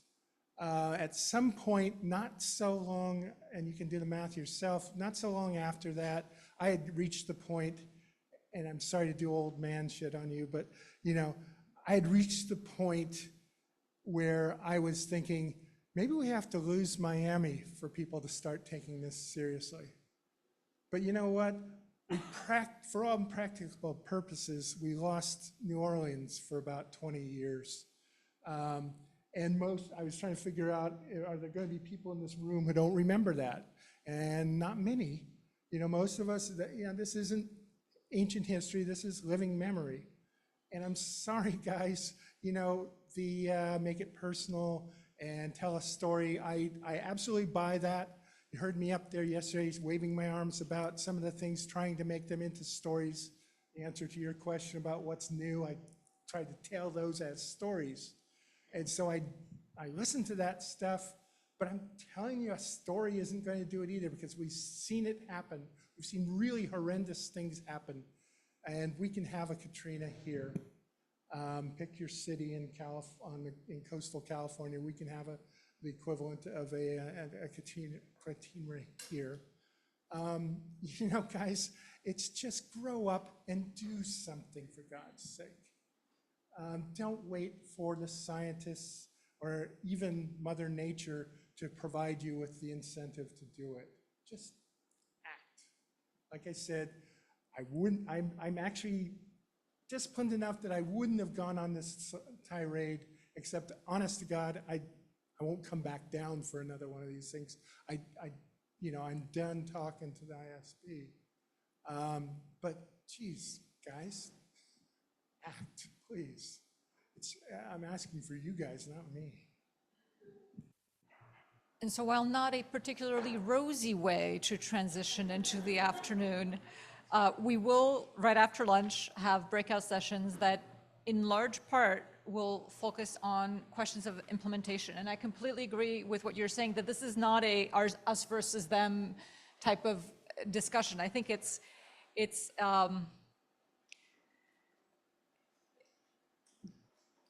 we largely day-to-day live in different communities, and I think we all make vast assumptions about what drives communities that are different from our own.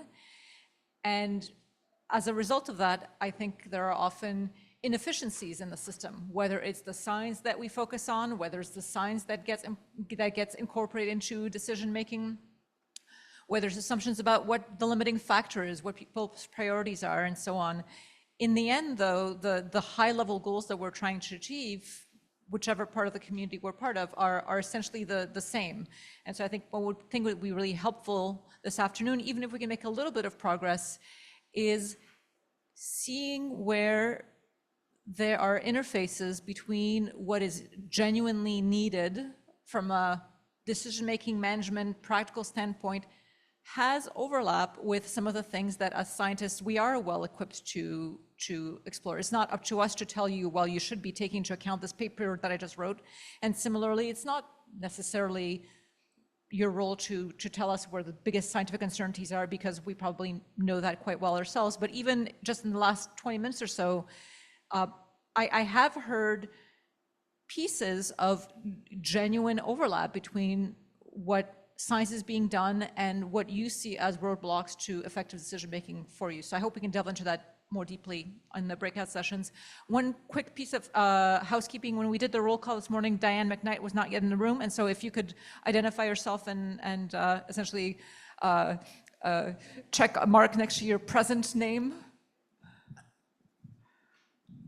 I'm here and I have no new declarations. Thank you. And so with that, we have, I think we should still take the full hour for lunch. I feel like people need the full hour. So let's start up again at 1:40, and Jonathan Wang, who's in the room somewhere, I believe, right there, will set us up for the breakout sessions.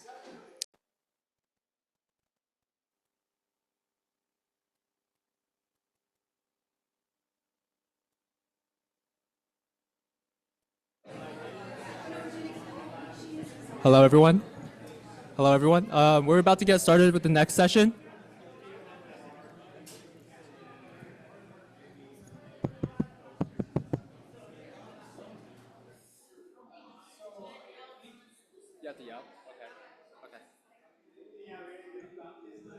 Hi, everyone. We're about to get started with the next session.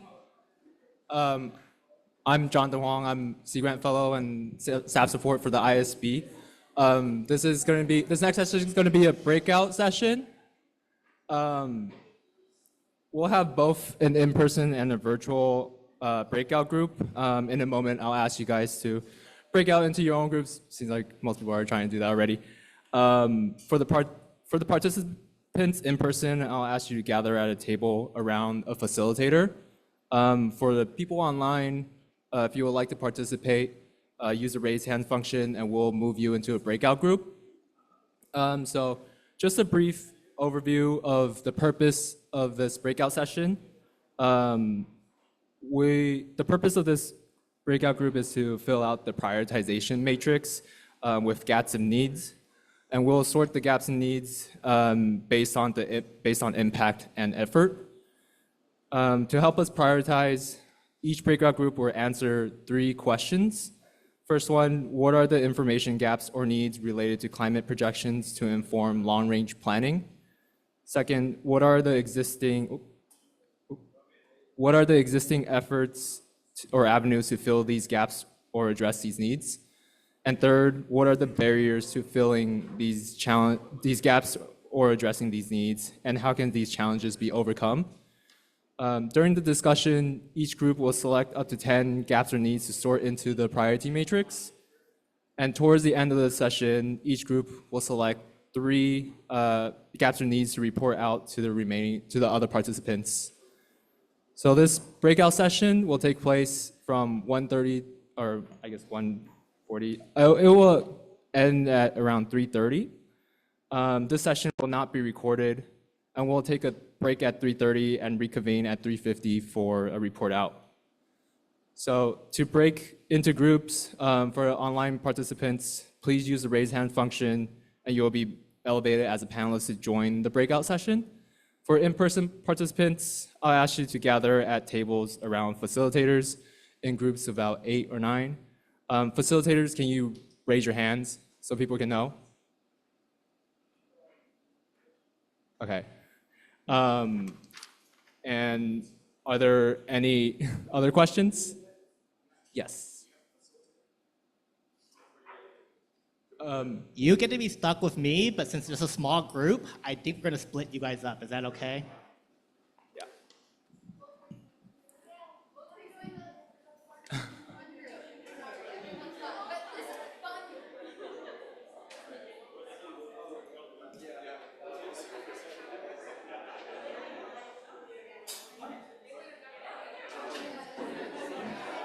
If you are online, you will have to accept as a panelist to join the breakout session.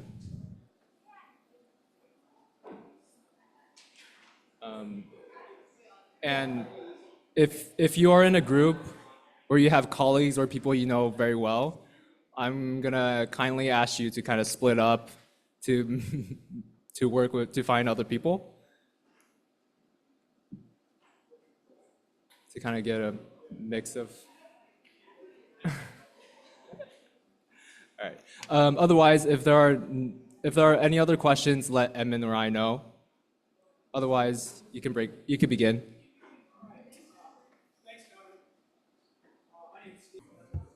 It's now 3:30.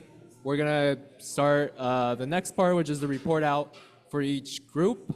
Because we have 5 groups and we have 4 in-person groups and 1 online group, we'll do about 5 to 6 minutes per group for report out. And we'll begin with Stephen, who's online, your group for report out. Yeah, sure thing. Can you hear me?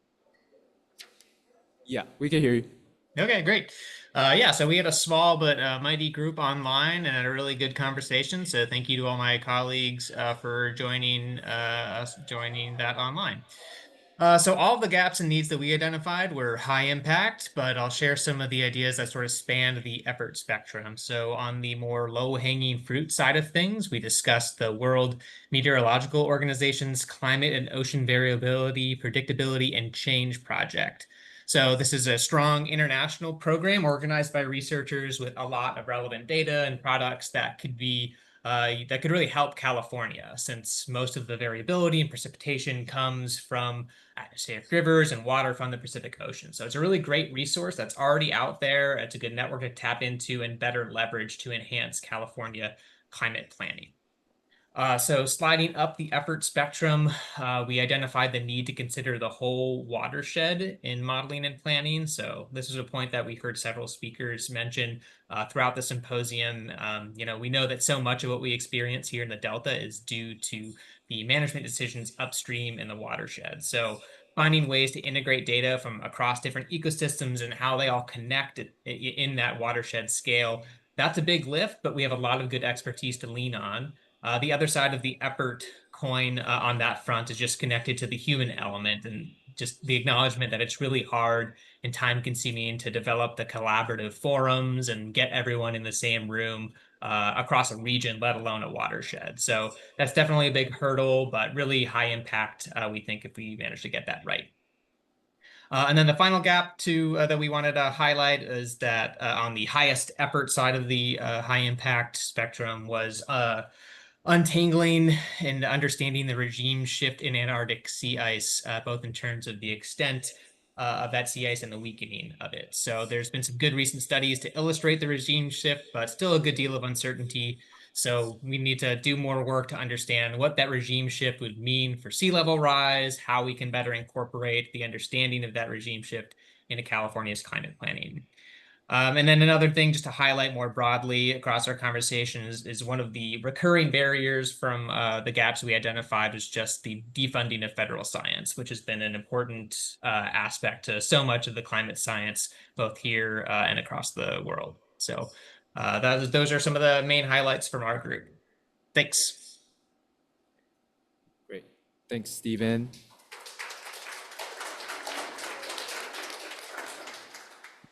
Next, we'll go into the in-person groups. Let's start with Virginia's group.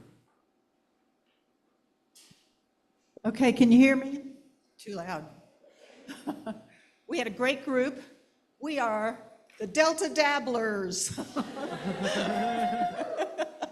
We dabbled here and there. Okay, so high priority, lower effort is determining what the values of decision makers are. How do those values align with the data? Number 2, which is kind of medium on these 2, is identification of complementary projects, maximizing co-benefits. For example, places where forest management investments can benefit or reduce fire risk and also support flood control. Number 3, medium high impact, high effort, looking at extreme events, determining outcomes and prioritization via modeling and social science. What does this mean to people? Okay, number 4, coordinated high quality assessment of levee failure. What's the probability and how do we prioritize maintenance? That's 4A. We have 4B, kind of same level. This is one. Okay, this is high impact, medium effort. headwater disturbance influences on the outflow, point of diversion, water quality, water supply, looking at those changes throughout a system. Okay, and then also high impact, higher impact, high effort is really informing, including, and training the public about science and about models. And so looking at models and observation and increasing science literacy. So this deals with extreme events, verification, a whole lot of modeling issues that we discussed at length. And then I have left out, did I leave out any of these? This one? This one? Yeah, did I say, no, identification of near-term climate projections, so looking at 2005 to 2020 in LOCO and 2005 to 2025 or 2050, what the models do versus the observations. So I've got all those. But the really important one is we want to have stickers, we want to have t-shirts for the Delta dabblers because we felt like we did a really good job.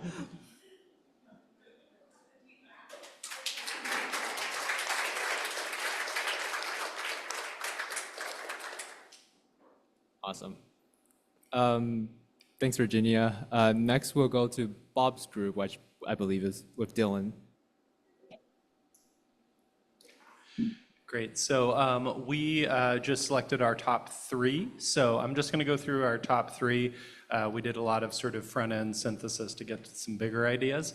The first one that's up on the mural here, which we thought was high impact and relatively low effort, is to improve access to and transparency for modeling efforts. So making it easier for folks who are working either directly with models or adjacent to models to learn more about them, access them, and understand how they work. And we thought that, again, this didn't require any fundamental like seismic shift and would go a long way for helping folks better understand the system. So another thing we talked about a lot across themes was like the challenge of interoperable and also comparable data, particularly at the watershed and estuary scale. And so specifically, one of the things that came up for us is given the success of using OpenET to measure evapotranspiration in the system, thinking about continuing to scale that up at the watershed scale to look at the ways in which different regions are using water in a way that allows you to have some degree of comparison across them. And so we ranked that one sort of medium effort, relatively high impact.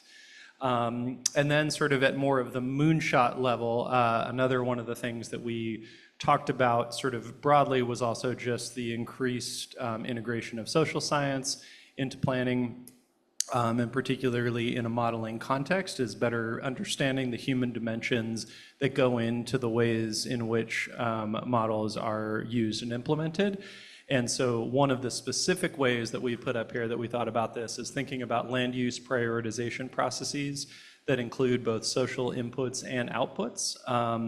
And we sort of thought that this could be interesting for looking at subsided lands in the Delta, so decision-making about where and when different actions to help address subsidence should be implemented based on both things like, you know, the peat depth, like how long you actually had before you started burning through all of the peat, but also the different social dynamics that were at play on those islands, but also thinking about this at a broader landscape scale as well to just better think about models in the context of people, the people who both use the models as well as are impacted by them and whose decisions ultimately end up determining the ways in which models are used. So those were our 3 overarching ones. And yeah, that's it for us.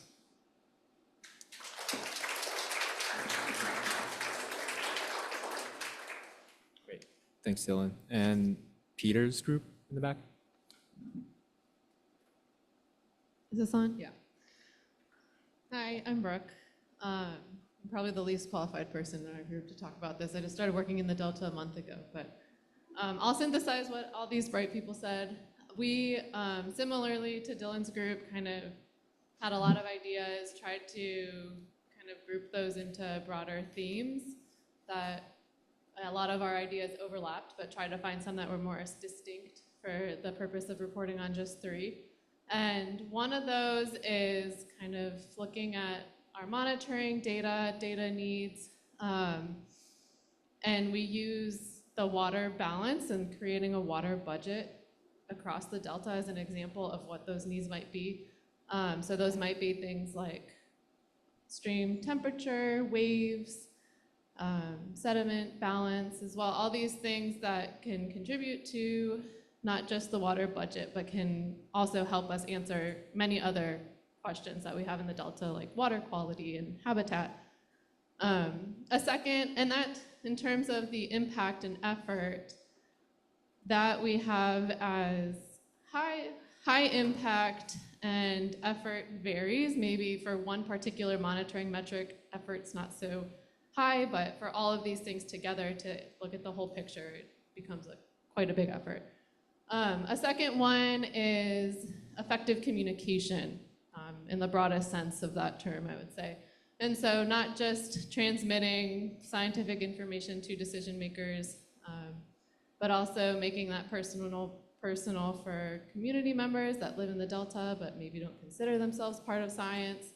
And then even just an example of, why should engineers plan using climate projections? And why is it worth it from an economic standpoint? That we consider high effort and high impact.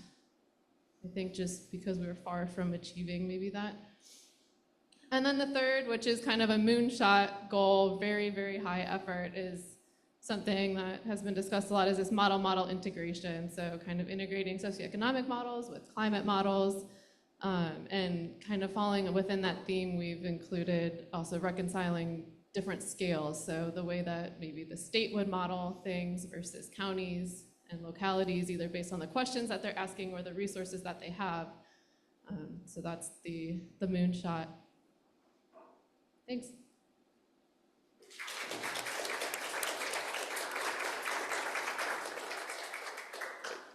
Thanks, Brooke. And for our final group, we'll go to Steve, right in the center, everyone.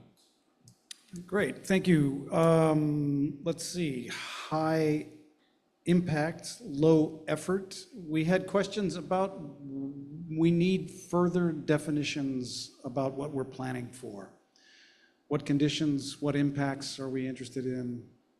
And we're also interested in trying to settle on a common framework so we can have similar conversations in different locations and different times. And this represented something on the order of 7 or 8 individual sticky notes that we put up there. So what's an acceptable level of uncertainty for planning? What can we afford to lose? What are the land use choices? All of those sort of things collapsed into, again, what are we planning for? Medium impact and medium effort are kind of more, I guess, expected suggestions for gaps to fill. What are the projected temperature and precipitation impacts on multiple species and habitats, especially non-listed species and invasive species? So that falls into the ecological realm, and again, sort of maybe that's what you expected us to say or talk about. And again, there were probably 8 or 10 different individual sticky notes that collapsed into this. So what are the habitat preferences of unprotected species? How do we effectively combine hydrodynamic and ecological models to assess various benefits and costs, et cetera? So, what are the impacts that we're actually going to be planning for? And lastly, high effort, but relatively low impact, mostly because it deals with baseline conditions and sort of everything stems from that. Very simply is, what is the baseline delta condition? How do winds play into that? Will they be changing? What are the near aquatic habitat effects of short and long-term droughts? What will additional storage upstream do to delta outflow? And how will delta greenhouse gas emissions change given climate change. So again, what is the baseline condition that we're assessing from? That's it.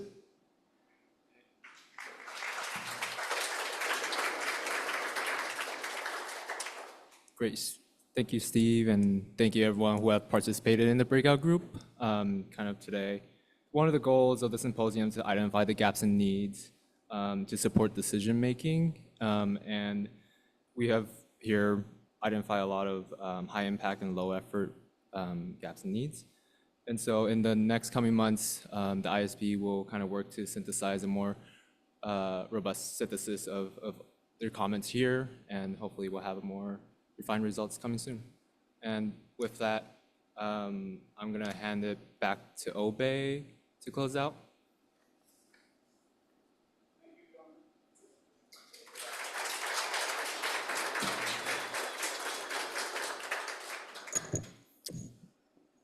I know you are anxious to get on the road to go home, so I'll make this very quick. First, this has been an amazing two-day event, very successful. So on behalf of the entire Independent Science Board members, and in particular my colleagues, Anna and Lisa, we want to thank you all for attending and spending your valuable time contributing and providing excellent input to what we are going to be doing forward. In particular, I want to thank Edmund and Jonathan. We'll give you another round of applause. They have been amazing in terms of organizing this since the end of last year. And so without the support team from the ISB, I think we probably wouldn't have been able to make this as successful as it was. So thank you.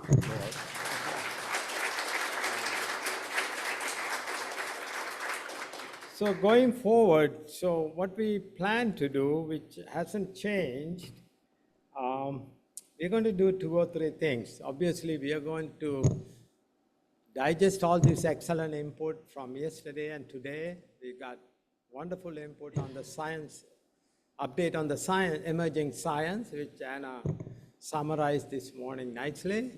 And then all the agency participation, provided what they are doing and how they are using the climate science. And I think this exercise we just went through, it's a wonderful example of co-production, which I always think it's very hard, but it's an example of how co-production could work. So our goal is to write not a very long summary or memo that in simple terms provided hopefully a positive message that we will submit to hopefully the council. And that's one of the first tasks, that we have to digest all this input. The second is we are in touch with Maven's notebook, and we are going to ask them to see if we can summarize the proceedings in an article. The third is we also want to write a perspective or some sort of article for a peer-reviewed journal as to the outcome of this workshop and symposium. So with that, I really want to appreciate your participation. And one last official act is to adjourn the ISB meeting, and Edmund has one. Yeah, we have to say, are there public comments not on the agenda before you adjourn? Okay, I forgot that piece. So are there comments from the public that are not on the agenda? There is one. Deirdre. Go ahead, Deirdre. I just wanted to thank Mike Dettinger for coming down here to the meeting and for speaking. It may be the last time we see him, but he has an amazing record of publications, and I started going back and reading them. And if you haven't read his 2008, I think it's called Internalizing Climate Change paper, it's absolutely prescient. Go read it. Thank you. All right. Thank you, Deirdre. And also, I forgot to mention, we had over 80 participants online yesterday. Today, we had over 60. So that shows the interest from the external folks who are, who want to learn about these subjects. And also, I want to thank all the speakers who provided excellent presentations from various agencies and science community. With that, I guess I could adjourn the ISB meeting now. Okay, so hereby I adjourn the ISB meeting formally.